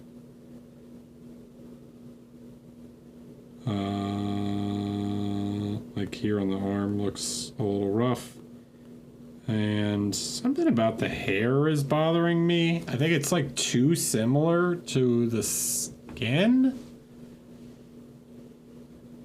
If you don't want to deal with like, so you can see here the values is very similar to the skin tone.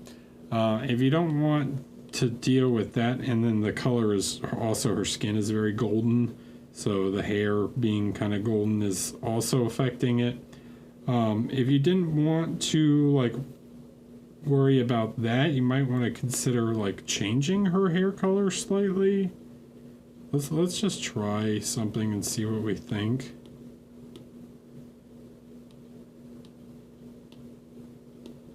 What if we did her like as a redhead?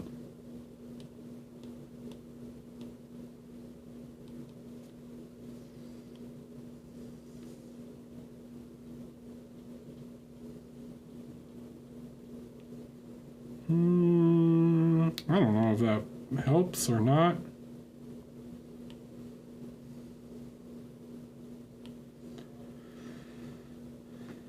But I feel like there's something about her hair that's bothering me.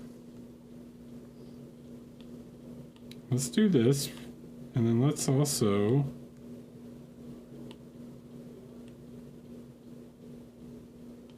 let's also tone it down a little bit. So let's make it slightly darker.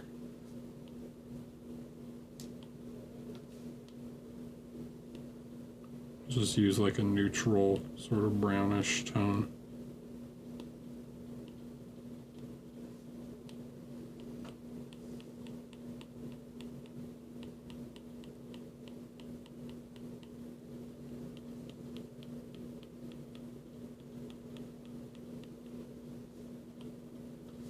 I think this is going to help like frame her face better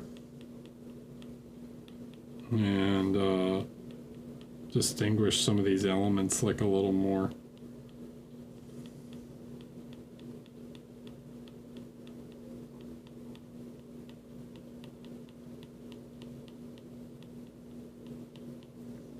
There's probably also some parts where like you could do with a bit more lining like around this.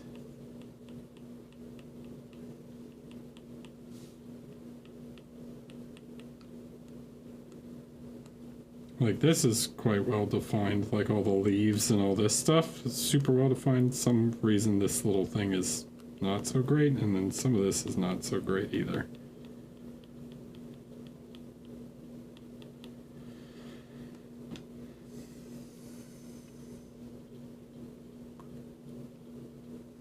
So let's just check.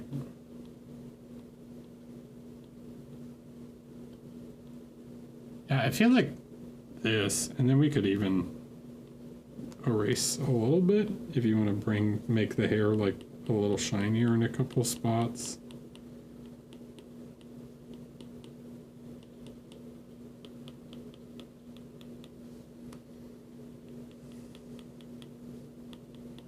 I think this kind of auburn color works really well to just yeah,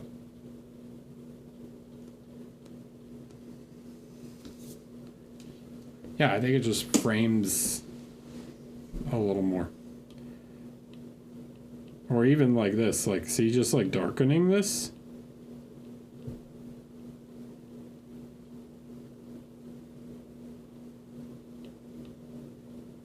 But, anyways, yeah. I mean, in terms of some of that stuff, I think that's like one of the big things I would say.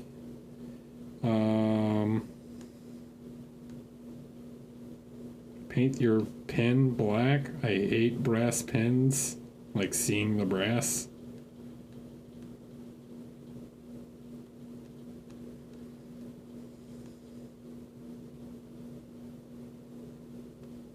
And the skull maybe needs a little bit more light on it.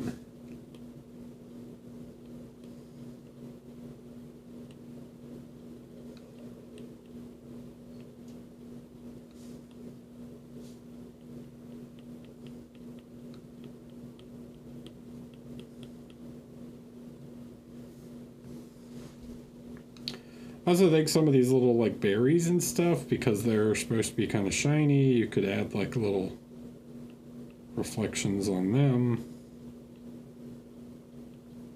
It'll make them pop out a little more, berries or whatever they are. I don't know. They're berries, right?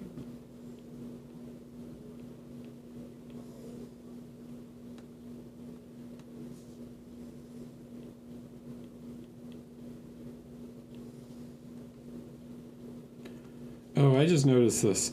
I don't love this. The green feathers is a little weird. It's a little too similar to the leaves.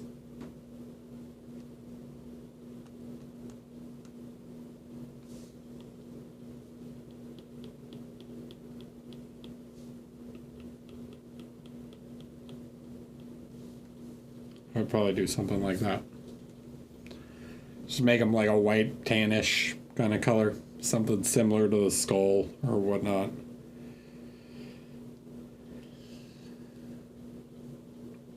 But yeah, I just thought they were leaves at first, so it took me a second to notice that they were feathers.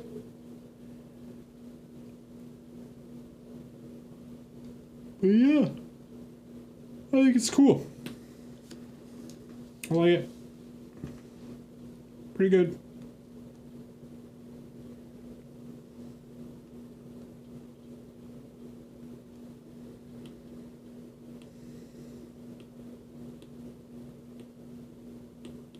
I just want to look at the back real quick just to see. Leather's a little rough. Probably too consistent of a pattern. Like it's too drawn. Need some dark lining in the armpit.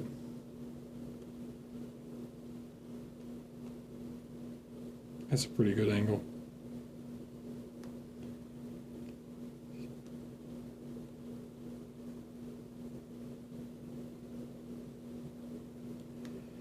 Okay, double knife. Hello, Eric. I would like to know your opinion of this bust and how I can improve it.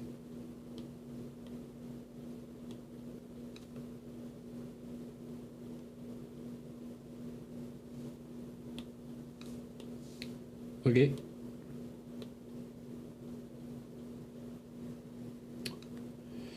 Pretty good line work, pretty good values and everything. I was just talking about the last figure, the abdominals being correctly defined. These are too defined. Okay. So they are too, like, the side abdominals are too, this is too deep. Like this, these lines are too strong. Face is pretty good. Metal needs more contrast. So does the steel.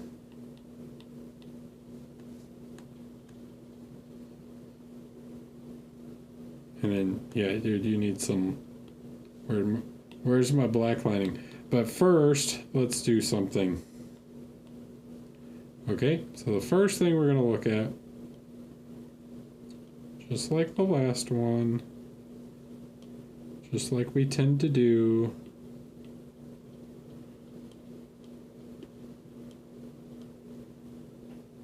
okay, not bad, right?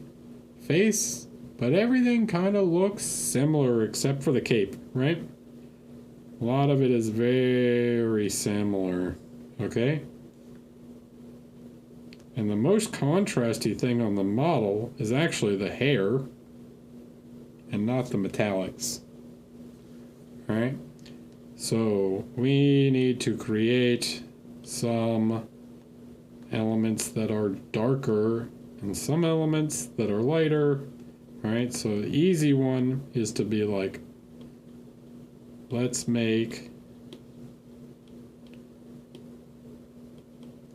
some of the leather a little darker.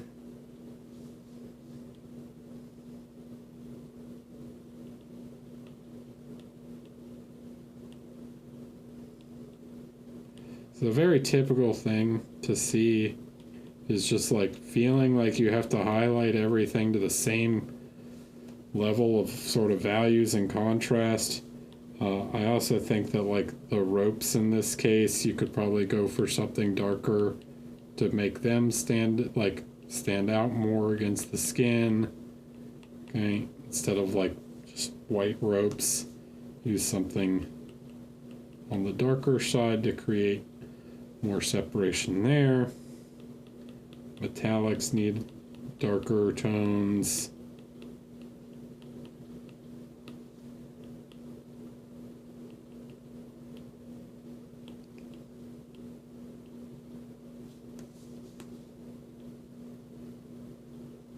The sword you're using quite dark colors. But yeah, you need to line this more. Then you're probably going a little too dark in some of these areas, like on these gloves. Like this is probably, like some of the shadows are probably too dark. So we can lighten some of this stuff up a little bit.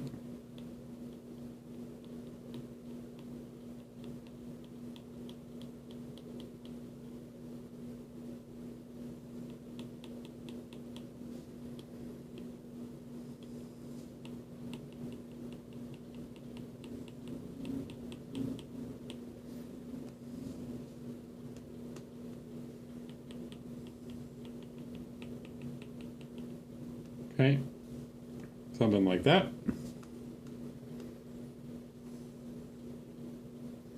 Stomach, tone this down, like I was saying.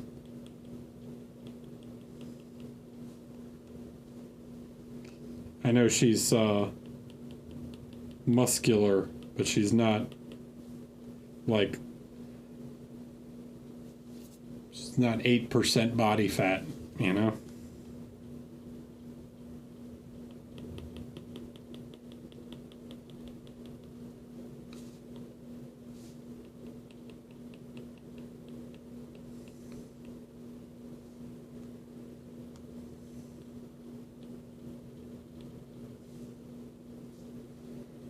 Need a little more shadow in the belly button.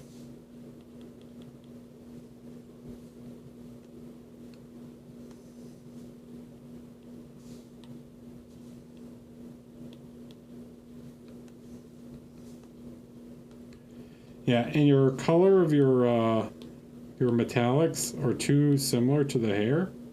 So let's try and add some bit of color saturation to the golds, which will help make them feel a little different.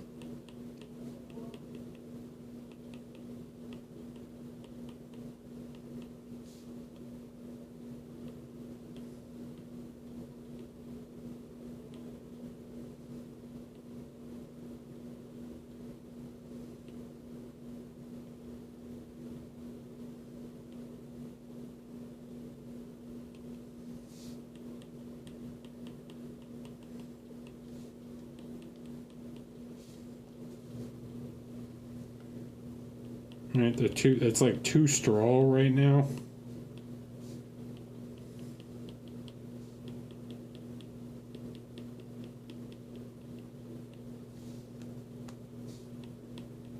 I didn't even notice these. Okay, so that's some of the big things, right?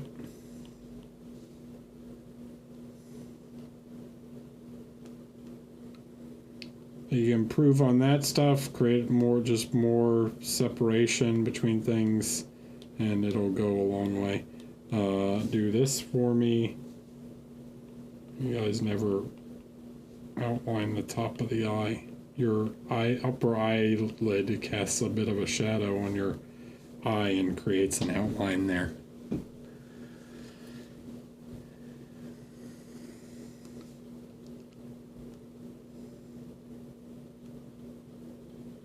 Okay. Okay.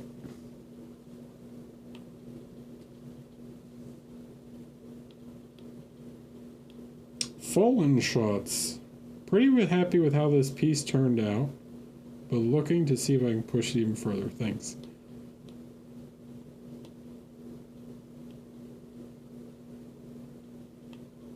I don't know if this photo is blown out or what.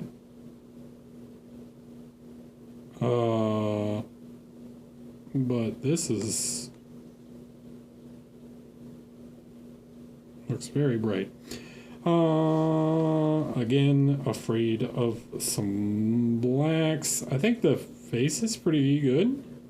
It's not bad. This is a little much. Steel's a little much too. It's a little too light. So yeah. So let's do this. Okay. So first thing I'm gonna do is I'm gonna lower the steel a little bit, like just darken some of it down some, because it's a little too light gray for what I would consider to be like a kind of beat up steel. So I'm just gonna you can do this through like progressive glazes or whatever to just tone it down some. but it is too shiny for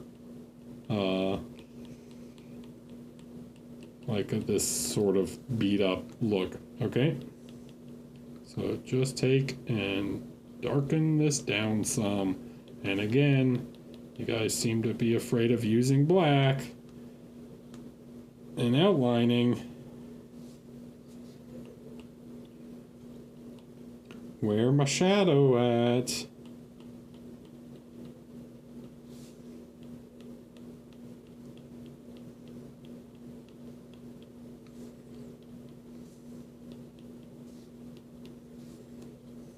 Where's this thing's shadow?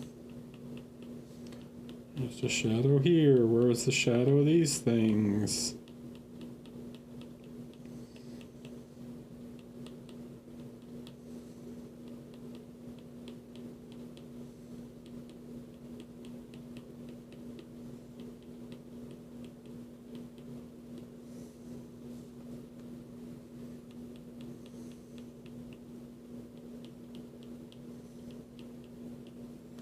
Where's the shadow on top of the eye?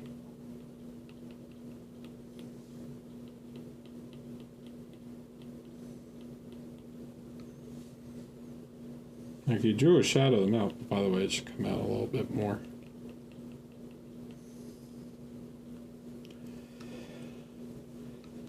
Okay, so that's a big one. Then the next thing, all right, so there's that. This is too complex, right? You're trying to be too fancy here.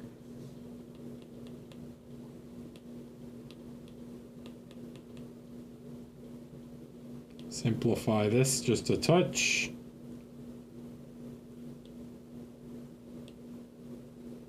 It's good to have secondary reflections and things, but we don't need it that much. And then I want you to try and pick a spot and brighten it up a little bit more and favor one side slightly, okay? And then what I would do is, while you're blending this, I would take and reduce the saturation a little bit on this because it's too close to the skin right now. You can have it look kind of brassy or something instead of being like the same as the skin. Okay.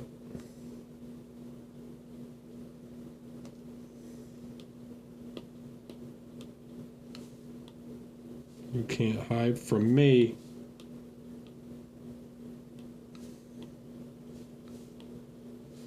You want to paint them earrings?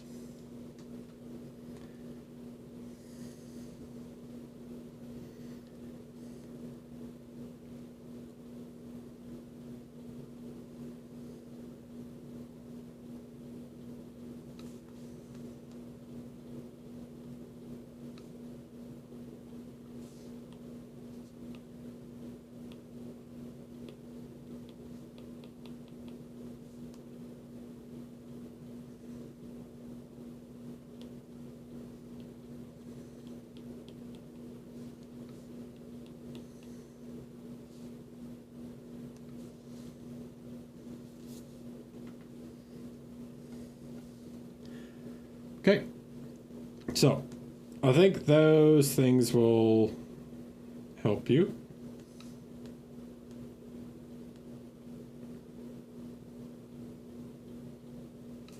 And I think you could probably correct the eyes a little bit. Like the pupil is a little small. Again, maybe you're trying to do like almost a cat eye thing. And I'm not super feeling the teeth right now. Yeah, I mean, I get maybe you're trying to do like dirty teeth or something, but they probably could use a bit more light than that.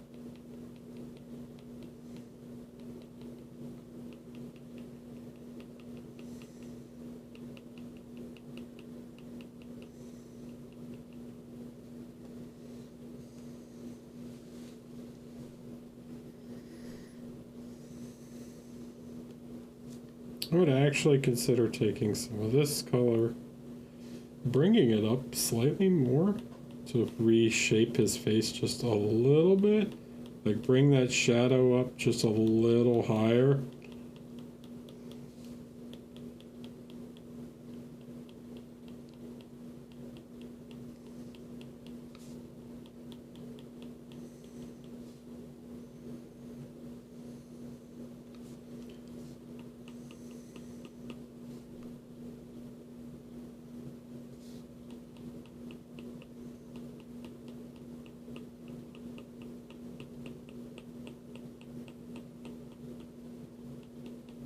And it should get quite dark actually here near the helmet line. And then you can play, if you want to add some of this, and you can add a little bit of that pink bounce underneath. But not too much, okay? Don't overdo it. But if you want to add a little bit, you can.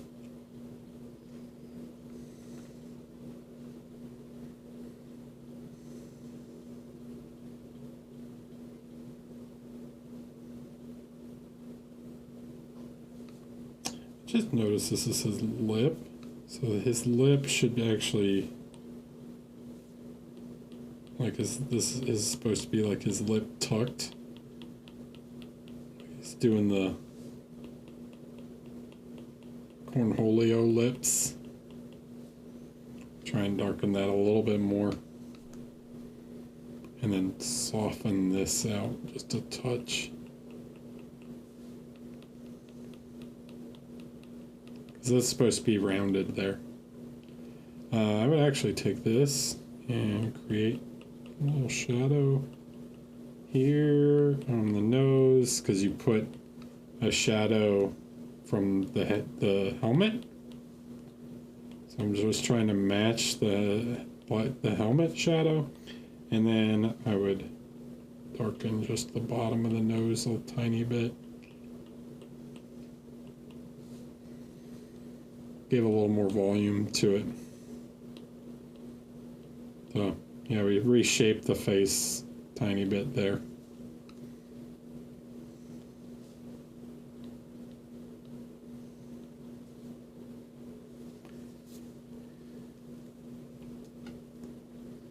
Like now he looks like he's doing that overbite, right? Where before his jaw felt like a little low. Now he's like doing that overbite over his lower lip. So he's got his jaw tucked as he bites over his lower lip.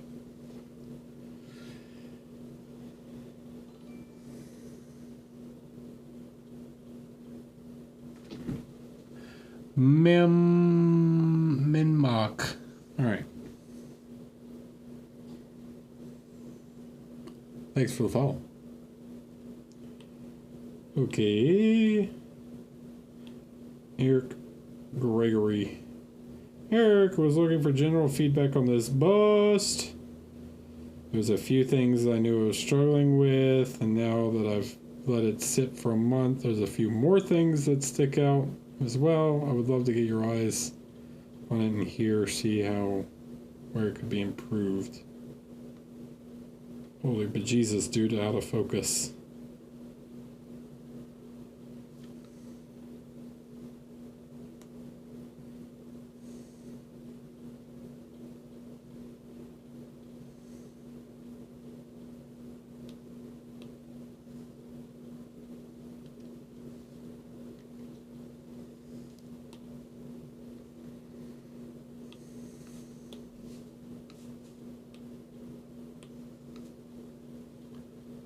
All right.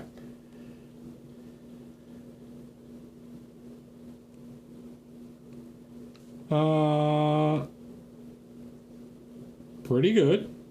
I would say overall looking quite nice.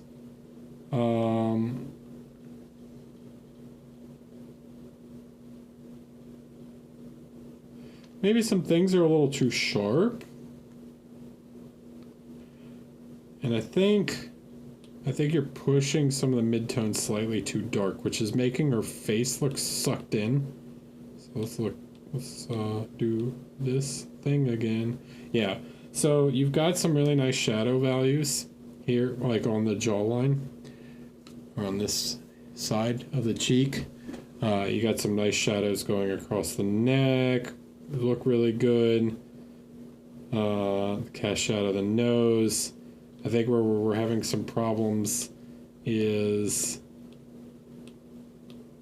sort of in this area is too dark, and then probably this transition is too harsh. It's like too sharp.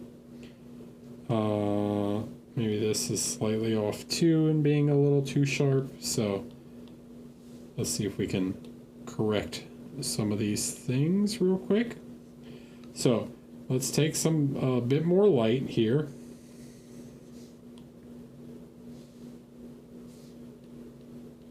And let's just brighten this up. Okay, this is gonna fill out her face a little more. And not make her look so gaunt, you know?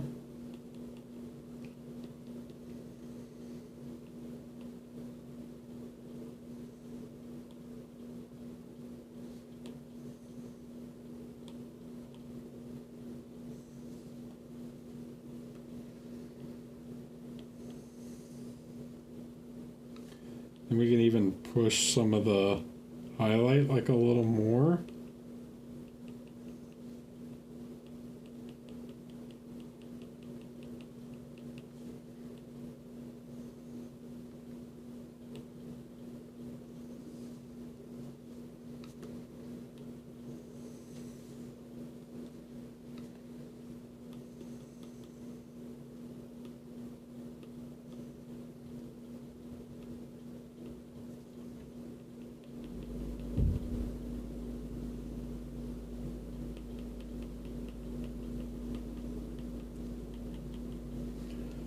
Okay, so, right, so it like rounds out her jaw, like way more, like this looks like way too sucked in, like she's doing duck lips kind of thing. Okay, so we fill that out, and then we want to round this over a little bit. It's not quite so sharp. And in fact, probably wouldn't be quite that dark under here either.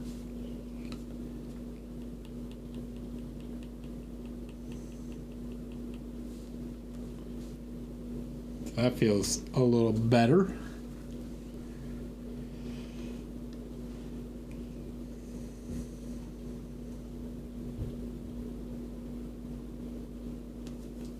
Now let's try and correct some of the mouth shape some. So let's try and get the little, just a little bit of the dimples.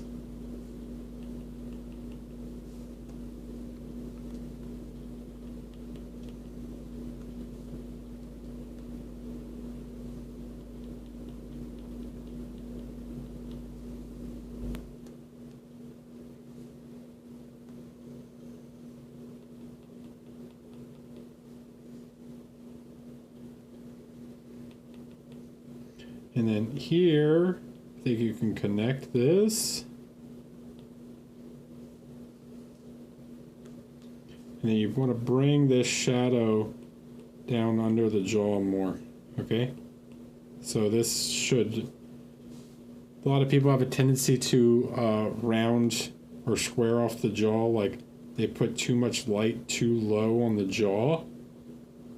So we want to like try and round that a little bit more. And then let's fix this shape.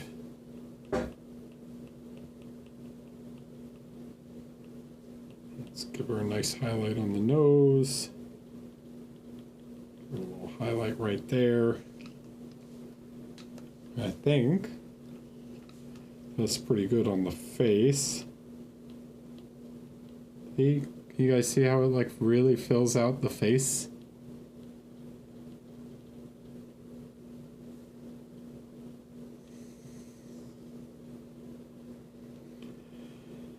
And then my other thing is going to be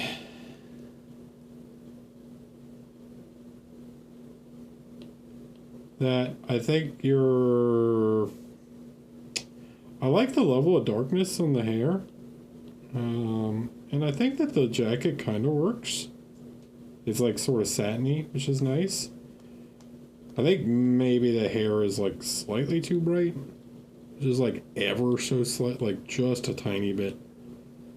Like pushing the highlights maybe just a touch far. So let's just like with just a glaze, like tone it back just a little bit, you know?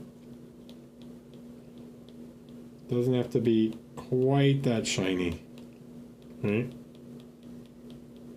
Sometimes a little less is more.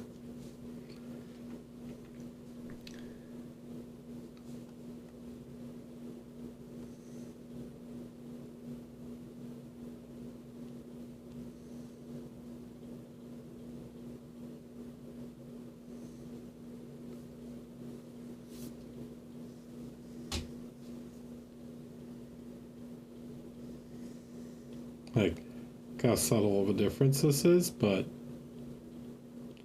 like here, her hair's starting to look a little gray. Here, it's starting to look a little brown, like more brown, right?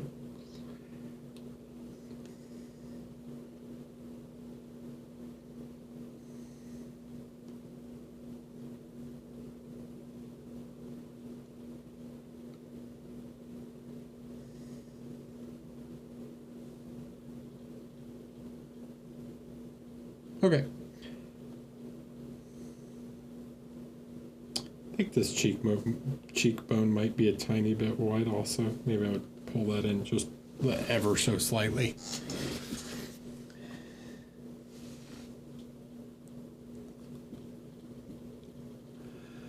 But anyways, yeah, it's good.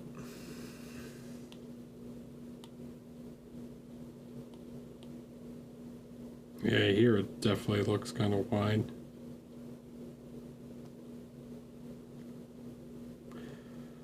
Frog Jim Jeff. You guys know how the focus works on your camera? Come on.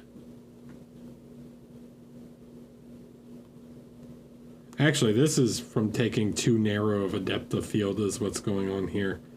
Like, increase the aperture on your camera so that more of the figure will be in focus.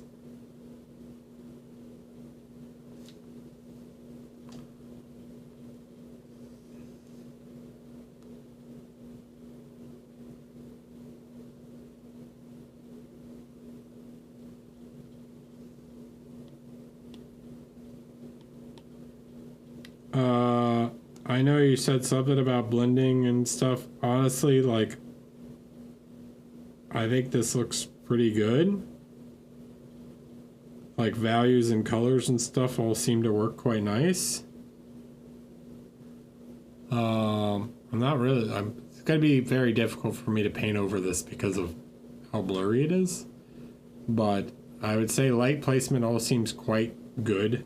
There's a couple spots where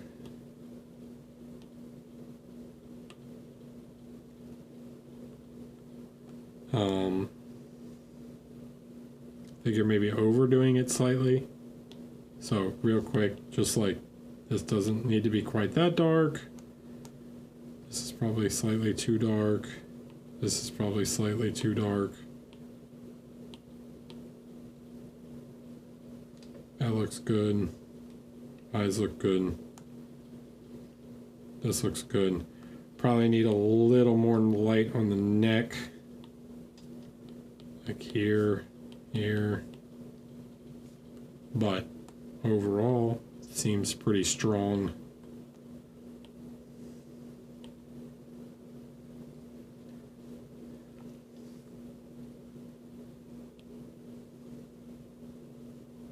I spread out that highlight just a touch.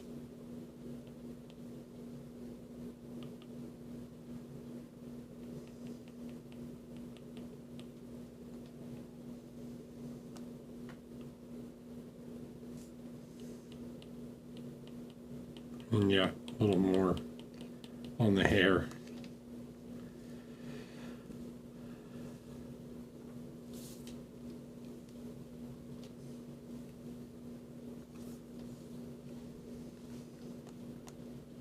I like the light on the mustache. That's nice. Good connection to the skin. Values over here seem really good.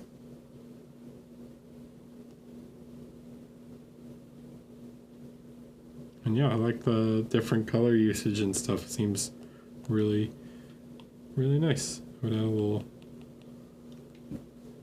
highlight to the lip or something. Maybe not that intense, but you get the idea.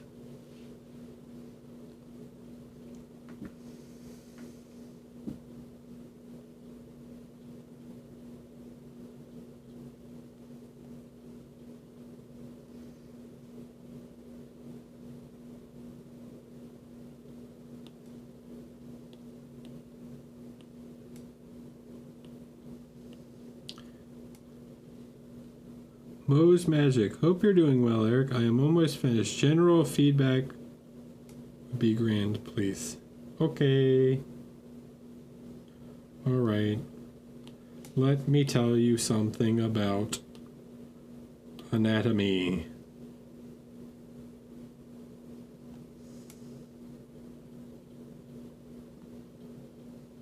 So, when the pectoral stretches vertically,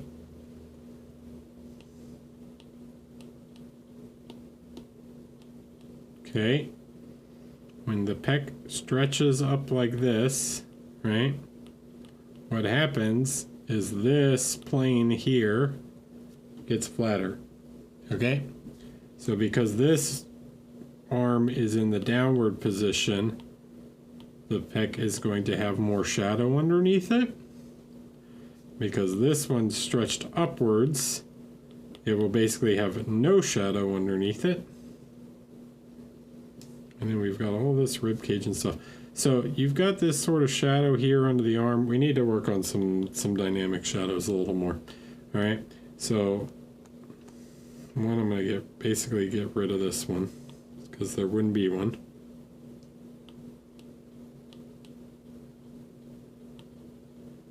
So this shadow goes away.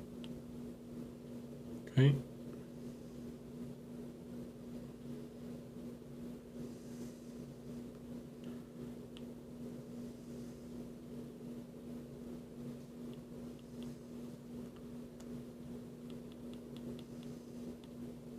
All right, now let's add some real shadows to this guy, okay? So if we're using this sort of as a shadow tone, this is probably not dark enough for shadow values. Let's go slightly darker. Maybe slightly more orange, a little bit more saturation. Okay, so where's the lighting coming from, right? So let's get some shapes. We gotta get some shapes in here. Is his arm in shadow? Yeah, probably. So the lower part of the arm should be in shadow. Like there's not really gonna be light right there. Okay. This part of the biceps in shadow, this part of the traps in shadow, or the lats, I mean. Okay. Maybe you get some shadow just here, but not very much. Okay. You got the shadow of the head here, which is good. And then as we round away, more of this is going to be in shadow. And then this pec will have shadow on it because it's in a more relaxed state. And then we've got all of these here, so we want to start to try and get some of the...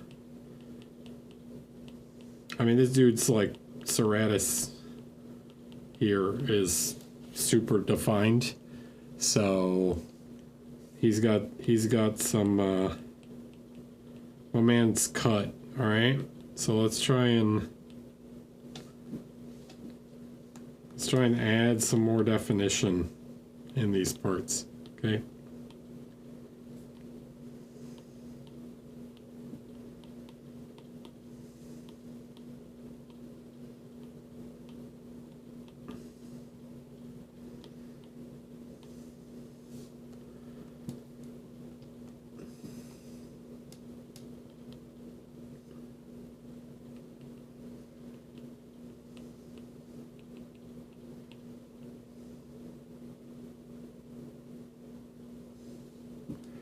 Right, so we're treating the torso, right, as a cylinder, okay?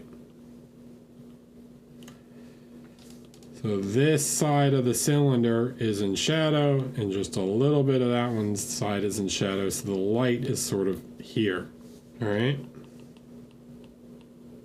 That's why I've darkened down this side and darkened a little bit of this side.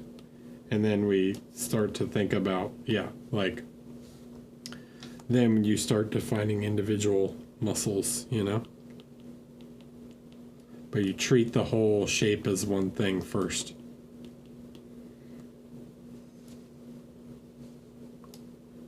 Nah, he's not malnourished. It's just lean, okay? Not everybody's Conan the Barbarian.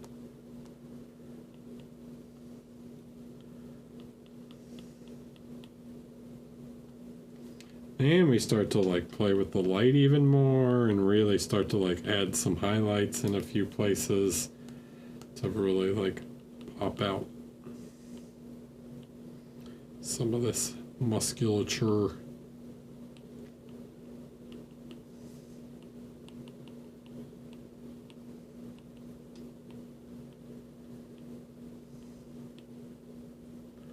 Body shame this man.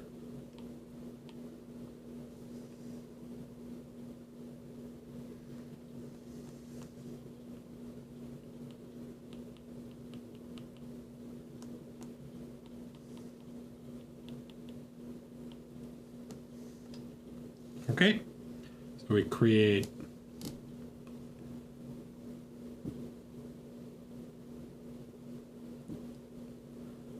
some form, right?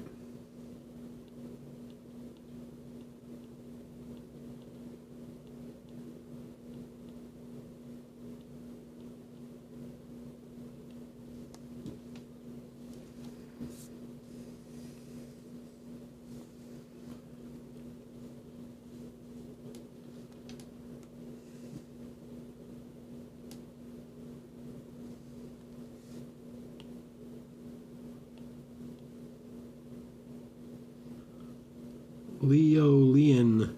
Hi Eric, finish off this Chapis. Following on the course from Arno a few weeks ago. Would love some tips on how to improve. Wanted to come to your course later this year with Black Sun, but the tickets were snapped up. I think there's a couple maybe still available for the like bank holiday, the Monday one day course. Give me another picture here.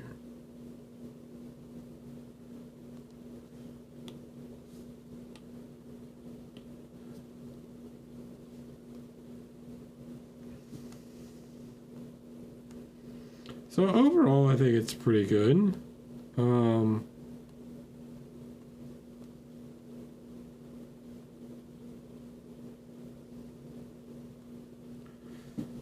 It's a bit too much of the same. So what I mean by that is like when you choose to use this magenta, you just use the magenta, right? Instead of like, it's like,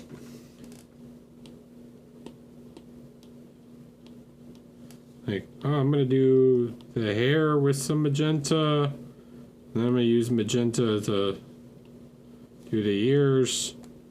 I'm going to add some magenta here. I'm going to use magenta here. It's like vary up the magenta, right? It doesn't have to all be like the exact same level of it, right? So here I'm going to take some of this, like the green, you know, and we're gonna reduce the magenta just a touch, right? What's going on? Why isn't it drawing?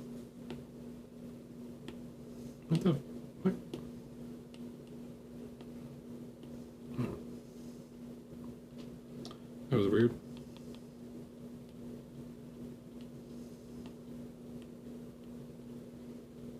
Alright, so just like tone it down just a little bit, you know? Like we get the hint of it, but it doesn't need to be the exact same, right? Like, yeah, it works pretty well for the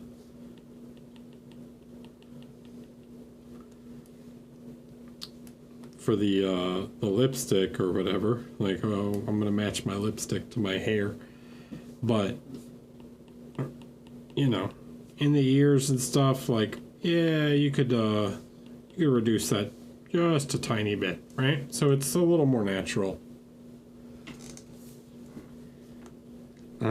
Then the other thing I think would be it's a little like minty green.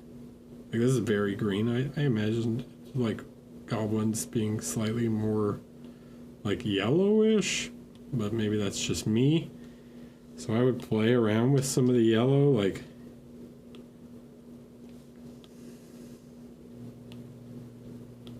vary up the skin tone, just like we vary up human skin tone. Like, you could still include that green, but like play around with some more like olivey colors, you know? These like yellow greens.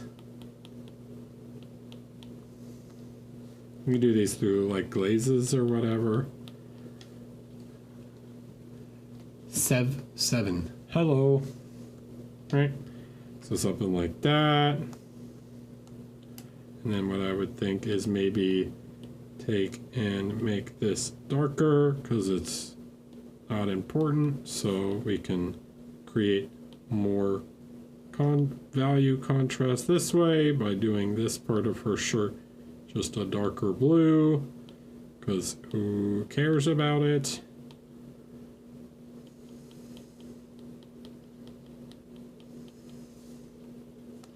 And you're probably overdoing highlights in the black and here. Like, you have like white highlights. Don't need it. It's too much. And I also don't understand what's going on here. Like, you're trying to reflect some of the magenta in the fur, but not sure. So, yeah, this is probably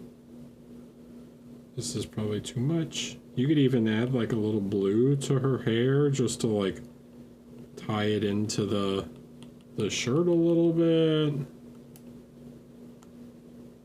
And then this is too strong, so we're going to tone this down.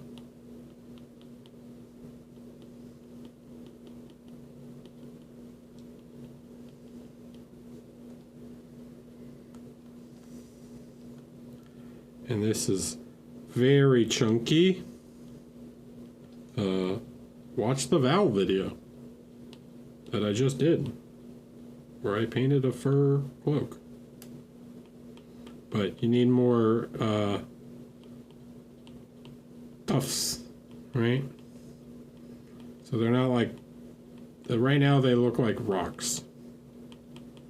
Right? So we want this to be soft. So you need more like shape, more overall shape to it first and foremost, and then you create like individual strands. Okay, so right now it is way too chunky. So get like the overall form, and then you can start to soften it. And yeah, just don't do this. Doesn't really make sense on the white that much. It's probably not reflective enough to do that level of catching the magenta off of her hair.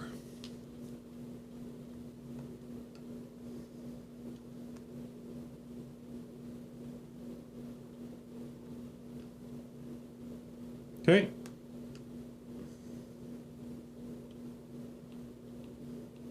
See how this looks softer? Me just like filling some parts in. This making more value contrast between different elements. This adding more, making the skin feel a little bit more natural.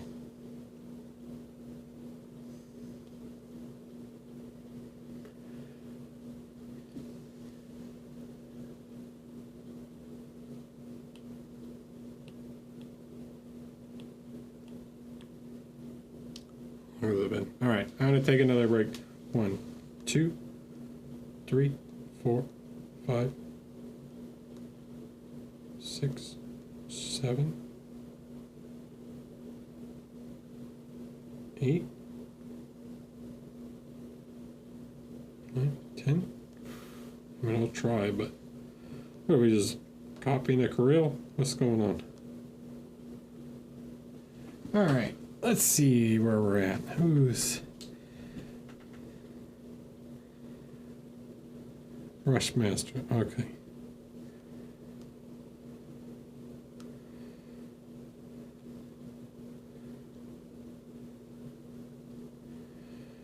Good, colors are getting more interesting.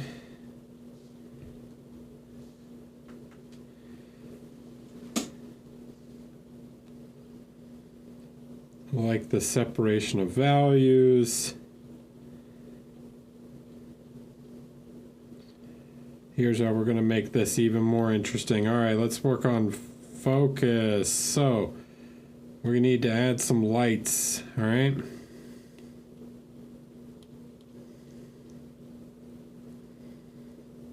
So it looks like we got kind of a white light, maybe slightly yellowish, but pretty generally sort of whitish.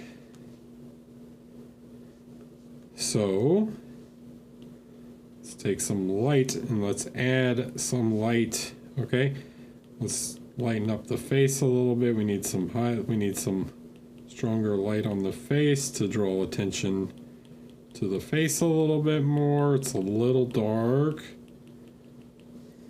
especially compared to like the lips and the, what's it called? So I want to see a little bit more here. In fact, I would probably shift it maybe like slightly yellowish instead to add some color. Keep the color in the skin, you know.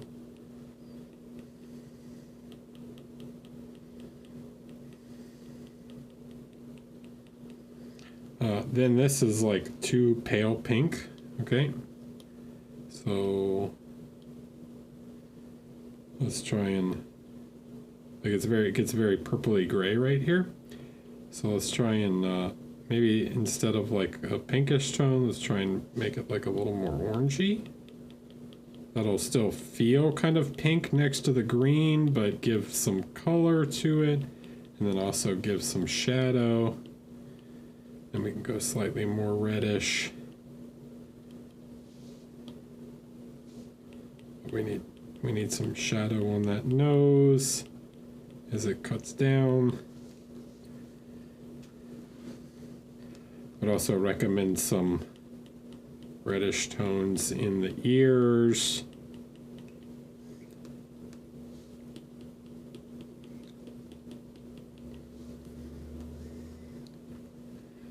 All right, now we need some light on other parts, all right? So let's push some lights elsewhere. Okay, you're not doing enough light on, all right? So we've got this whole thing here. We want the center to have a little more light, so let's push the light a little bit towards the middle of this.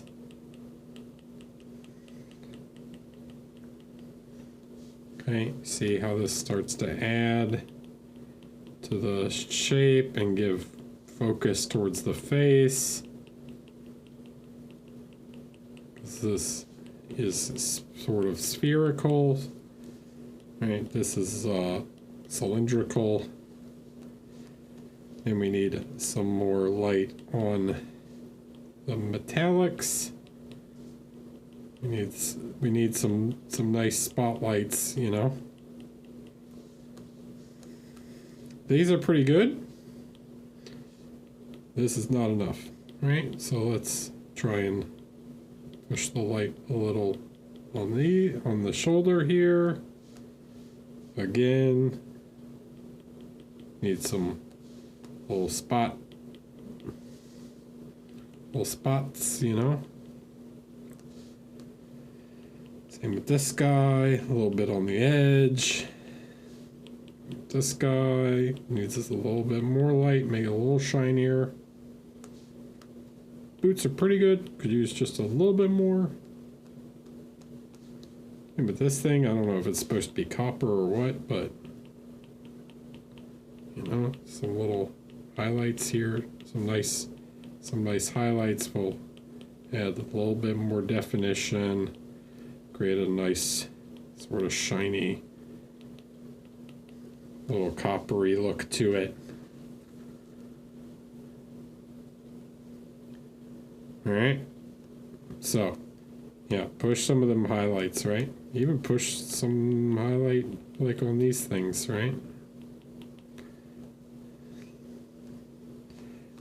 Same with all these guys, okay? Each one deserves a little spot, okay? It's gonna make it look more like chainmail. So here, each one on the lower right maybe gets a little guy.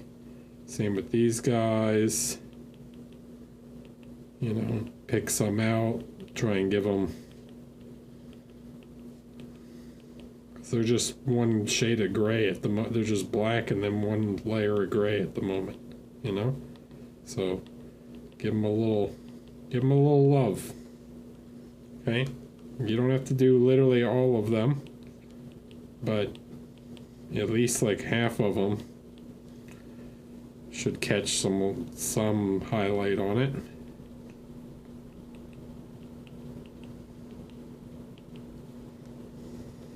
How much more interesting that looks.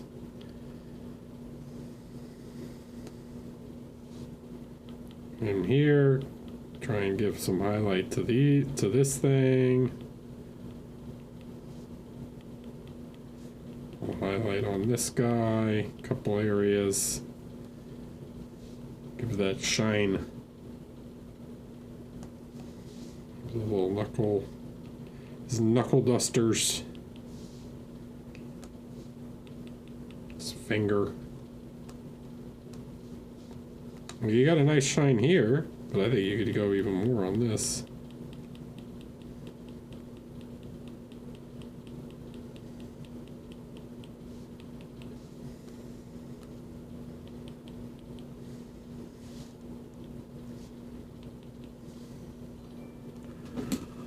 Michael Paints Minis, thank you.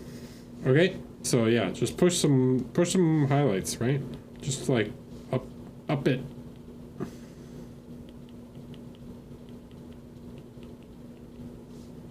Give me more. Even a little highlight on each tooth, you know? Like a little, even if it's just like a little dot.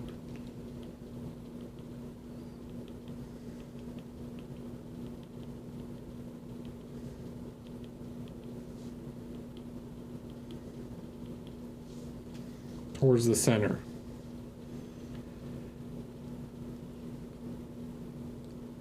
Not so much values. Your values, like your material separation of values is quite good. Now you just need to work on some specular highlights more, okay? So like there should be a specular highlight kind of running down the shaft of this pole. All right, there should be some highlights on his knuckles. Okay. Like, let's look at the... Right? Before, everything feels kind of dark. Smiling Beagle Studio, hello, thanks for the raid. Welcome in. Right? After.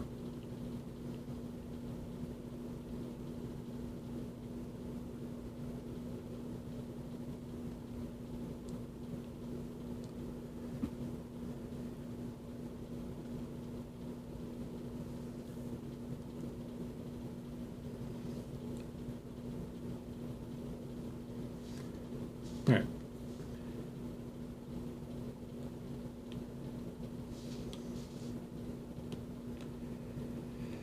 Lada, picture updated below. Hey Eric, I'd love to get some feedback on this bust you're surely familiar with. I'm very familiar with it. Still very much work in progress, but would like to get your feedback on the overall light and colors, particularly on the skinned face. The idea is that he's standing in a cold environment next to a fire.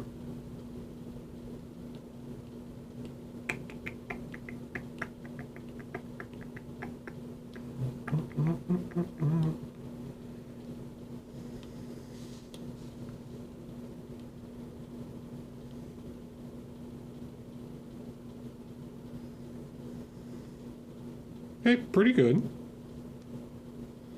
Lighting's not bad.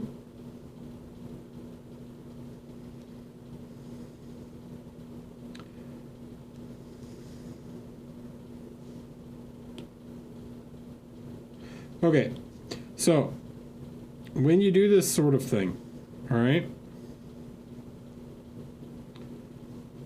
When you do this sort of two-tone, like warm light here, right? So we got warm light coming from this way,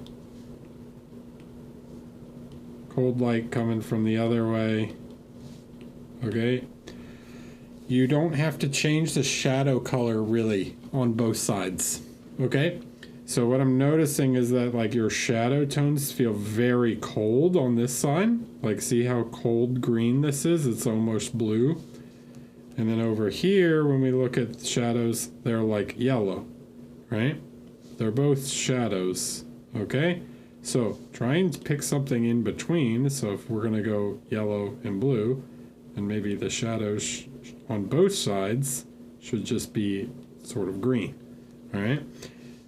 So what this is gonna do is this is actually gonna warm up the shadows on this side, okay? So by having warmer shadows on the cold side, it's going to make the cold lights feel colder, right? And then by having colder shadows, the same, though they're the same shadow as the other side, as the cold side, by having cold shadows on this side, it makes the lights feel warmer. Okay? So by picking something in between the same sort of neutral shadow tone, because the lights don't really affect the shadows that much, right? The overall ambience of the scene does. Okay? By sharing the shadow color across both sides, we create even more cold feeling on one side and even more warm feeling on the other. All right? So it's about the contrast of temperature between the lights and the shadows. Okay? Not just the contrast between the left and right side. All right? Does that make... I hope that makes sense.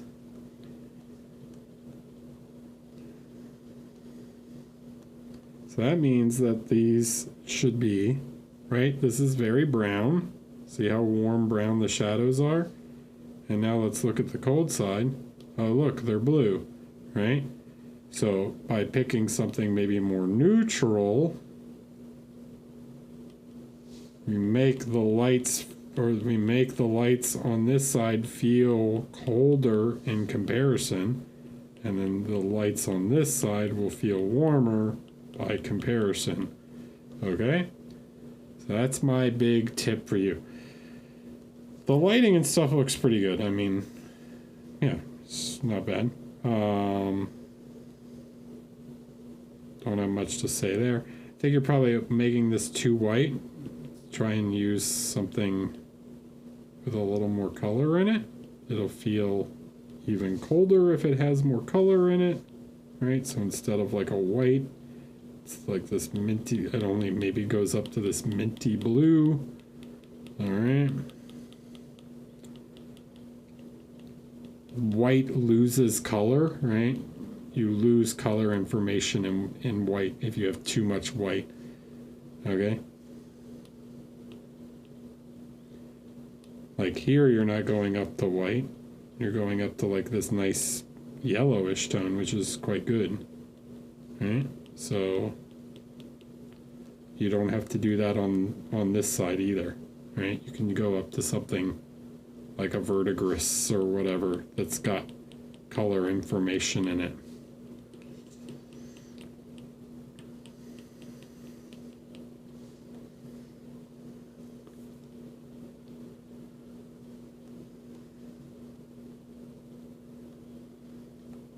I hope that makes sense. Otherwise, seems pretty good. I know this figure is not easy to paint.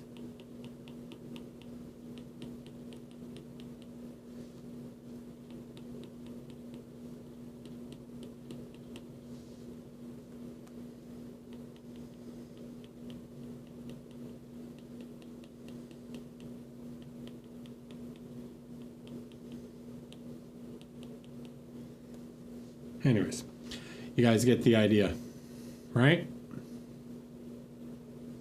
Not a huge change, but it does make some alteration, you know?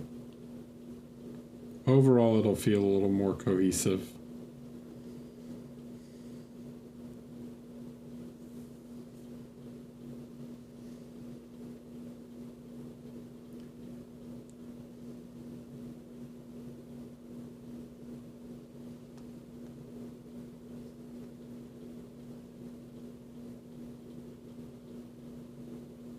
This is good.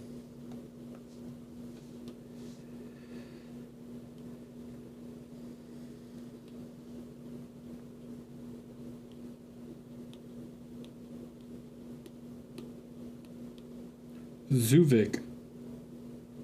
Love your feedback on the smile. I'm a beginner painter trying to improve at volumes and being clean. I would say it's quite clean. I'd say the volumes are pretty good too.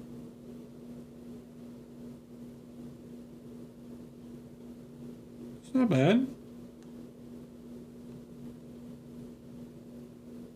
I think just some details and stuff would go a long way into helping this.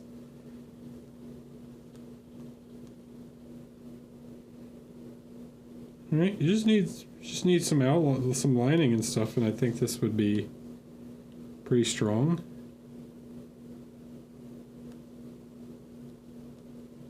Like you've done a pretty good job in some parts with some darker elements, but I think just like a little bit more in a couple spots, and like it'll just make things stand out even more, you know? Like really try and separate some of the like the belts and stuff, get that nice dark dot in some of here, like should be a dark line separating the sash. This is pretty good. That's nice and sharp. This X thing is nice and sharp. So yeah, just keep it up like you're doing good, but just try and outline some of this stuff a little more and create some stronger definition. But the volumetric work I would say is definitely like a good start. You're probably missing some light in the neck here. You can see literally like the shine here from the camera. Like don't be afraid to put some of that light in there, you know?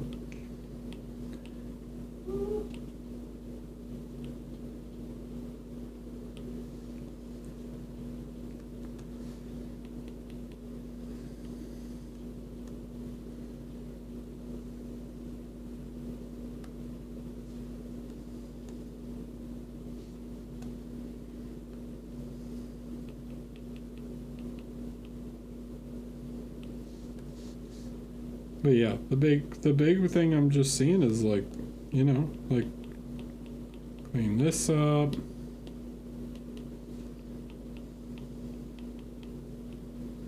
Right, get some of that detail there.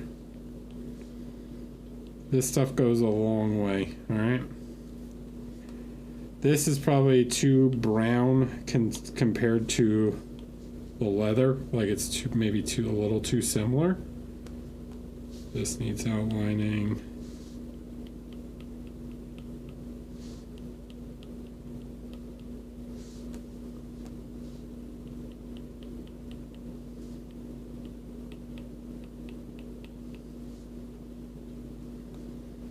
Don't know what's going on with his teeth.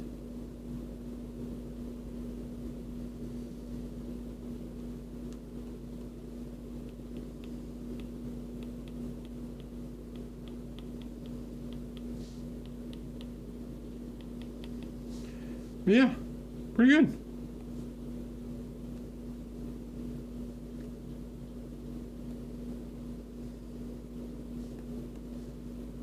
Yeah, let's play with this real quick.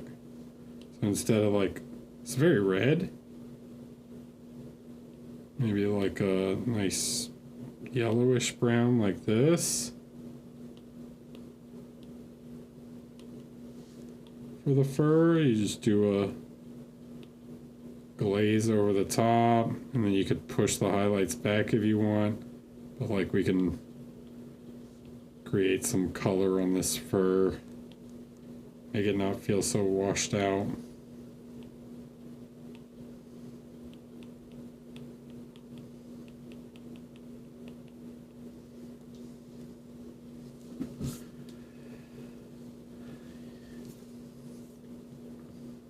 Okay, cool. Not bad.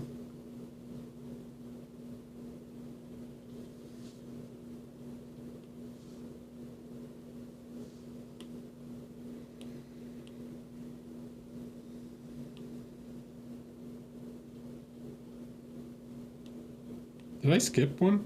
I did. I'll go back. Whatever. Congrats, you got slightly early. Pop secret. Hey, Eric did another gaming figure. This one for Tidal Blades 2. I don't know what that is. First time doing them. Tried to implement what you teach about one big reflection. Yeah, okay.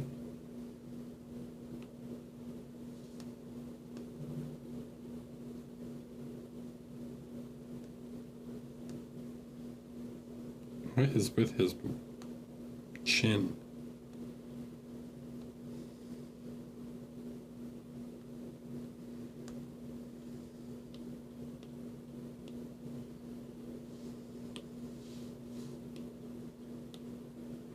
No one told me I skipped forward. I caught myself this time. Not bad. Not bad. Good outlining. Good value separation. I was just confused by what the heck that is. This is hard to see because it's blurry, but I would say the NMM is a good start. For first try. I mean, like, you have a good reference in the reference material. I think here, like, good, like, I appreciate that you're blacklining well. I think maybe it's a little thick in some areas, especially like down here. Maybe a little too chunky of a black line. Yeah, so you could start to like try and sharpen some of this stuff up a little bit. But I would say overall, like, yeah, this is pretty strong. You could even like start to push the lights a little bit more. Try and get some highlights in now. It's a very similar sort of feedback to what I gave Rushmaster a couple models ago. Like, now I just need some. You got the black lines, you got some pretty good shapes. Now you need some highlights, you know? So other things than just NMM also have shininess to them. So yeah, give it some love, give it some shine. Right? You could see literally, like, this is a good example, right? Because you painted this wood very dark brown, right? You can literally see the shine of the camera on there, right? You want to be a cool guy painter, you paint that on.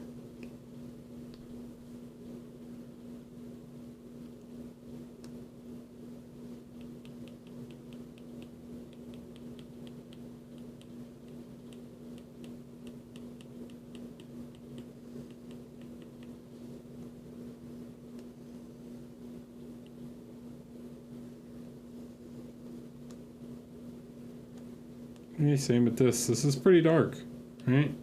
Seems like you went a bit brighter here on the fingers. It's getting a little washed out, but you know, we got a lot of value range that we can play with, so yeah, you could push these highlights a bit more.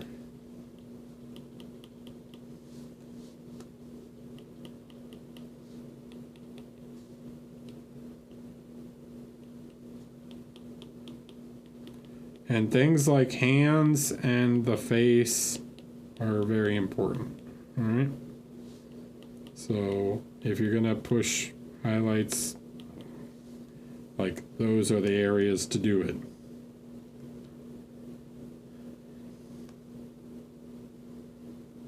Okay. The yellow needs more, right? By the way, good color for yellow, right? Try not to just add black, it turns very green. Shift into slightly more brownish tones. Things like this are gonna work as better as like a warm yellow shadow. You can actually kind of see it in here, right? Oh, look, I basically matched the color of the natural shadow. So, yeah, it tends to turn a little more orange. So you need to do some painted shadow work on the yellow, but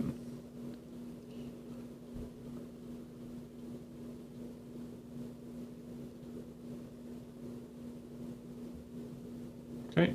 So that's my feedback for you. More highlights. And try and paint your black lines a little thinner.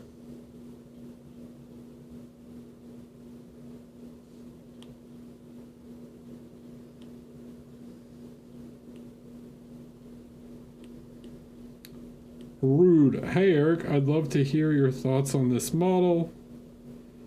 Is there anything that sticks out to you, either good or bad? I mean, there's a lot of good things that stick out to me. Overall, I'd say it's quite nice looking. Good. I mean, yeah, this is the, you know, Canon color palette, basically. But I think good values. Nice definition. I think a lot of it's working pretty well, pretty good overall focus. Now I think the musculature is maybe a little sharp. A little bit of some muscle islands going on. So what I would say is we're gonna try and add like a little more light. Guess I tend to go a little more yellow in the lights, so I think slightly more yellowish on the skin. You could add like a bit more light to the skin. We want to try and get this, but I'm going to round these muscles over some a little bit. Like I'll try and avoid too many deep shadow on the upper parts. Like here we can connect the obliques, the serratus and the obliques and the abdominals.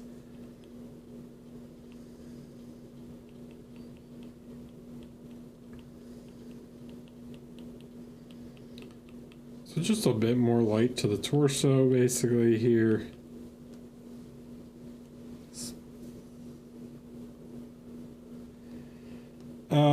Then the other thing for me is definitely the base. Like this does not feel, the lava is not lava-y enough. If that makes sense. So what I mean is like we need some light. Okay? Like if it's casting this light, the lava part of it is going to be a little stronger. I'm not going to sit here and draw like a perfect lava, but I'm just trying to like up the light a little bit so you can get the idea that like, no, this thing needs, like if it's glowing, it needs to actually like glow a little bit. Don't go overboard because it'll just start to distract. But like it's reflecting in this weapon and stuff, so And it's also casting light up on these rocks, so it needs to be a little stronger if it's gonna affect the environment like that. Okay? Like you're reflecting it up in this metal, and this metal is like this strong orange. Right? I got this strong orange reflection up here. But I don't get any, I'm not really wasn't really getting any of that strong orange. So let's push that value up on there. This stuff all looks pretty good.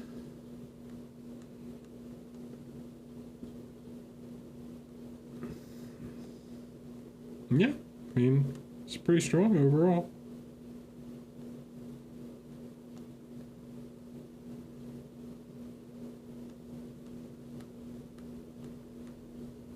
Boots are a little boring. Maybe use a couple more highlights and stuff. Same with the gloves. Like the head is pretty well rendered. I'd even push that light just a tiny bit more. Just to up the focus on his face a little bit. Face. But yeah, you need some edge highlights or something on the gloves and the boots to make them more interesting. Cool. So just push the lights a little bit here and there.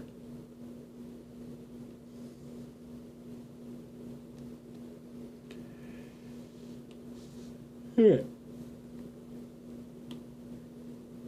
Ugh.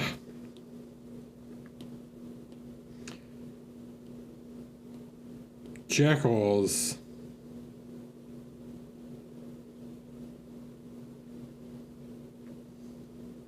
See ya. Hi, I'm working on NMM on my Flower Night bust for the Lanterns Rain servers paint along, and I wanted to improve as much as I can this month. And probably further on, I think I'll enter a ReaperCon. It's a heavy work in progress. Uploaded last week, but I'm gonna re-upload to have an updated one. Did you? No. Yeah, I'm not getting to you guys that like sent photos at 9:40 at night.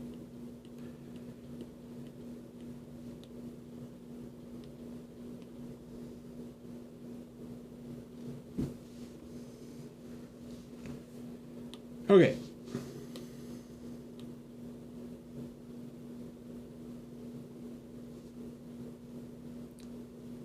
So, not bad. Okay.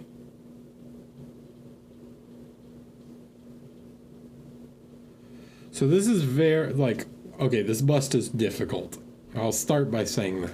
This is not an easy figure to paint. Because you have sort of two things going on when you have a metallic effect like this. You have the actual metallic, and then you have an antiquing sort of layer that typically you see on top.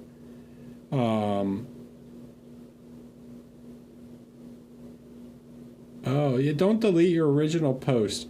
Just when you have updated pictures, just edit the original post to say updated pictures below. That way you're still in the same spot you were like the week before.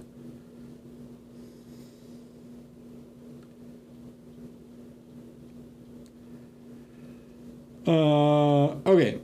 So, yeah, you got two things going on. Well, first, we're thinking about the overall shape. Like, we're thinking about the overall shape of the metal. And then we're thinking about the, like, the filigree on top. Okay? So we need to break down some of the, like, more basic shapes. Which he doesn't have a whole lot, but there are some that we can consider. Right? So this neck, the neck, for example, is a basic cylinder, right? The chest here is very complicated. You can't see that because I'm painting in like the same color as the... right? This is sort of a shield shape like this. Okay, it's a pretty complex form. But you can sort of consider like the overall chest to be slightly spherical. You can consider these to be slightly cylindrical or even conical a bit. So what we want to do is, I think you've got some pretty good light placement, but there is a little bit of a problem where what I'm seeing is when you place light, right? So you have a reflection here and then you have an identical sort of reflection here. Try and avoid too much symmetry, okay? Especially when you're working with non-metallic, because the light's going to be generally on one side or the other, okay? It's either the reflection's going to go straight down the middle of the neck, right, like that, or it's going to be favoring one side, which means you won't have an identical reflection on the other side unless there was like unless he was like standing in studio lights and there was two lights in the same spot, you know? So we want to try and think about the light, favoring the light to one side, all right? In this case, your light seems to be focused sort of here in the center. Hi, Freya's Valkyrie. Welcome. Thanks for the follow. Okay, so let's just turn this off. We're going to make an add layer, and we're going to try and think about the light in a way where the light is kind of focused here, right? So this is going to be like, we're going to get a really bright highlight here. Okay, we'll get, and that bright highlight will be here on the gorget, right? And then where does it go on the neck, right? So if it's here on the gorget, it kind of goes up the center of the neck. And then on the head, it's going to be, I don't know, maybe slightly favoring this side of the sort of owl-shaped thing, right? And we might get some light here because this follows a similar shape, right? We get some light here. So what we're looking for is we're looking for panels or orientation of the panel where it is where it's basically in the same exact orientation, okay? So anywhere where a plate is oriented in the same plane in basically three-dimensional space. So these are not in the same plane because they're at different angles. These are not. Now they are, right? Now they're not, right? But if I shift them this way, they still are, right? If I translate them this way, they still are. So you're basically looking for anywhere where you have that same kind of angle, right? And that angle is going to inform where the highlight goes, right? So that means up here on the shoulder, but then also right there. So I think you've done a pretty decent job, but you're not simplifying enough, okay? So this is the big sticking point because it's so complicated, right? Such a complicated design and pattern. We have a tendency to like overcomplicate it too early, and then instead we can try and simplify down, and then we start adding complexity on top. All right. So for example, here, like this is too complex. Like you've put too much light in up top here. So what I'm going to now do is take this down because it's like there's no light all the way up on top of the head. Okay. The lights are more forward, so we can cut that back.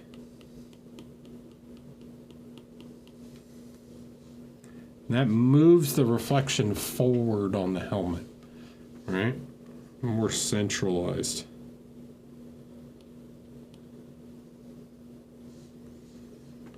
Okay. Now, when it comes to doing the filigree, there's two sort of ways to do this. Either it's antiqued, right? And you're going to have like this blackened sort of grime that surrounds every leaf and the chasing, right? Which I kind of like for this figure. Like you've done here. I think it looks quite good. Then what you want to do is once you've figured that out, then it's just painting like where on that edge. So you don't need to like overdo the highlighting on these. So like we could actually tone some of these back, make them more neutral.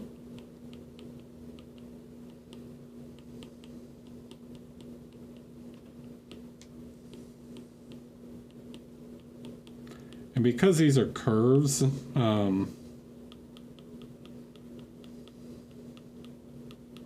yeah, because there's so many compound curves and everything, it gets a little complicated to think about. But what we want to do is we want to try and find where on each curve we meet this same orientation that we've got right here, right? So whatever, basically you can think, this is why I think it's a good idea to take a reference photo of like a shiny primer, but we're going to try and be consistent with wherever that curve is. So if this top part of this leaf right here, I'm looking for that exact position on each little petal, right?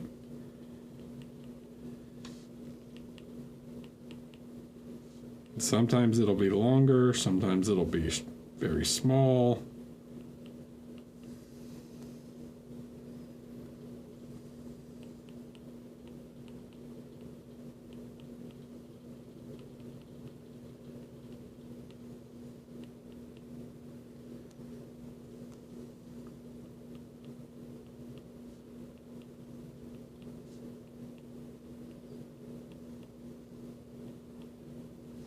But that's what's going to give the shiny effect, okay? So when you zoom out, right, it might not seem like much at the beginning, but as you look at it from further away,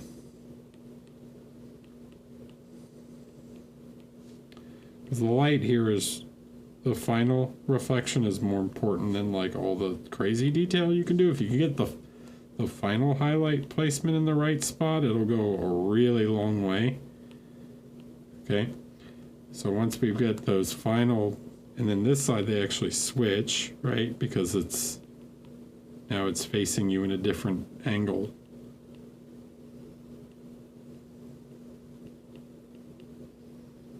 If you can get all of these pretty consistent,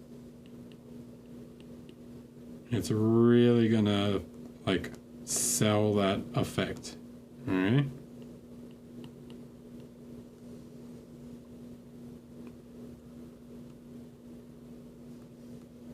Do this one real fast.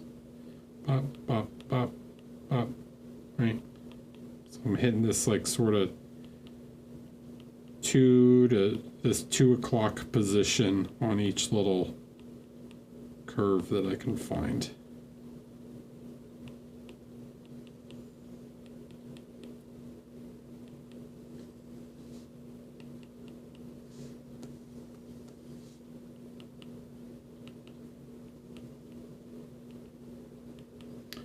But it's the 2 o'clock position on a 3-dimensional clock, all right? So it's not like a flat clock, it's a sphere. So it gets a little more complex when you start thinking of it that way, but eventually it'll start to make sense. Hopefully.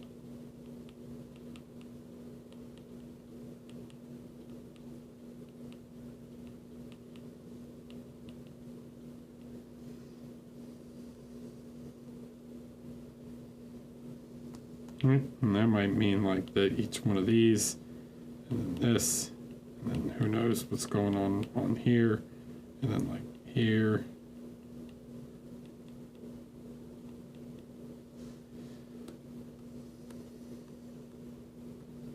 Okay, So when we look at that sort of together, it starts to pop out the filigree.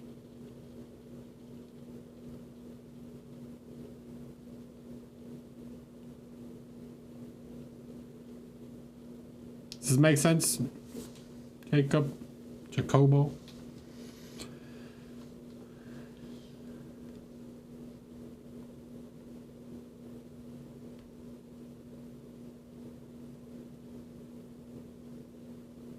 So simplifying the form, right? We have more overall light in certain areas. And then details. Never all at the same time.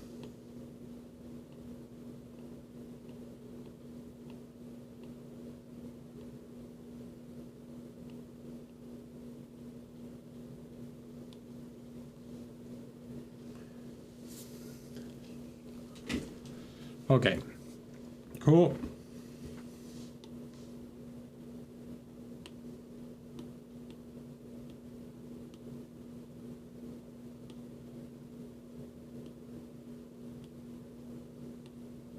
I have 12% battery, even though it's currently charging. Will write a wall of text. We love your feedback on this work in progress display piece I'm bringing to a competition. I'm about to start refining. Would like to know if there's anything major you would change before that. I still haven't dark lined everything. I'm planning on using a knot in the wood and a string to indicate viewing angle of the piece. Okay. The model is right. Try to be very intentional with the value placement and then working in texture after the larger values have been mapped. Okay. Overall, I want the model to feel old and slightly creepy, including its worn clothing, hence the relatively pale and desaturated palette. Thanks for reading my essay and appreciate your time and thoughts. Okay. I think in general it's pretty good.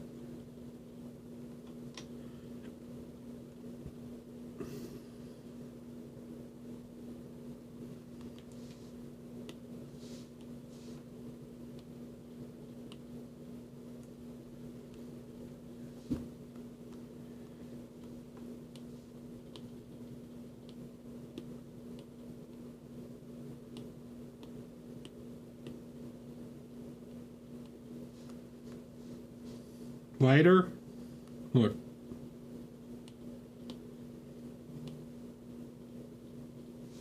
This is the value difference of the skin. That's the lights.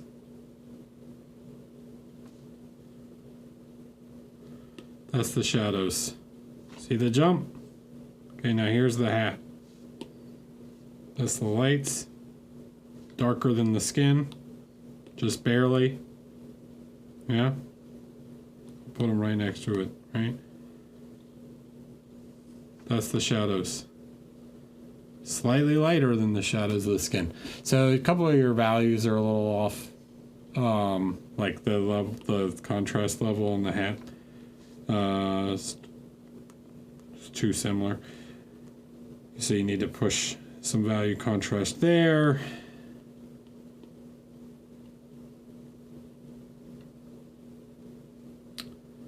I like the pants. I like some of this. You have very strong shadows on the left side of the head, but then I don't get many of those shadows. Not enough of those shadows on like the fingers, right?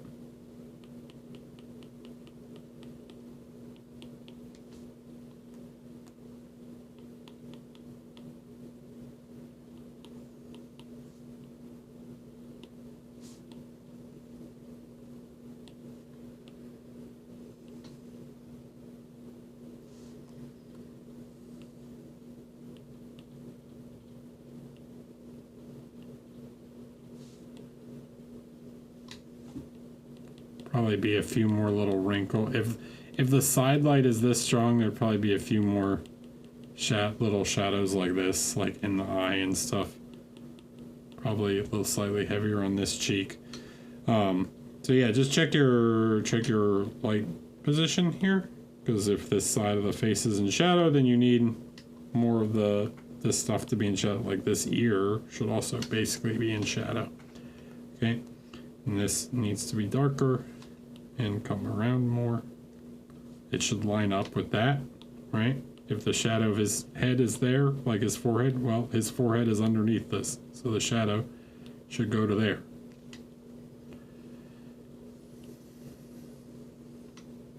And I'm not even going to blend it. I'm just going to mark it out, so you can see that it's like, oh, yeah, that's where the line of the shadow should go. Okay, that makes sense, right?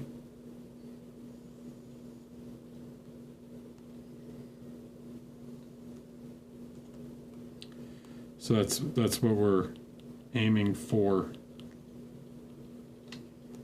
Okay, so make sure that your shadow placement, your lighting placement is consistent on these volumes. Other than that, I mean, like that's the big thing for me.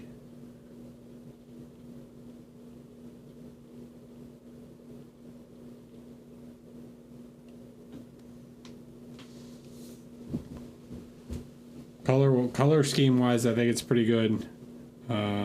Sort of values wise also seems quite nice, like the different colors of the jacket and stuff. So that stuff all seems pretty cool. So yeah, I mean, keep refining, and I think that will make sense. He's probably a bit tall here if you were talking about doing stuff with the plinth. That's probably a bit too much distance. I don't think you need that much.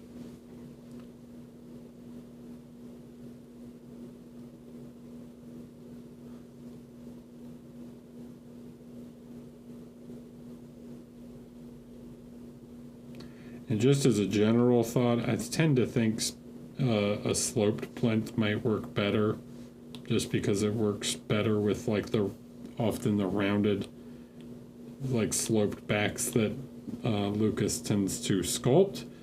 So I don't know, maybe a plinth that's like this, and then the string can still fall off it or whatever. Something like that.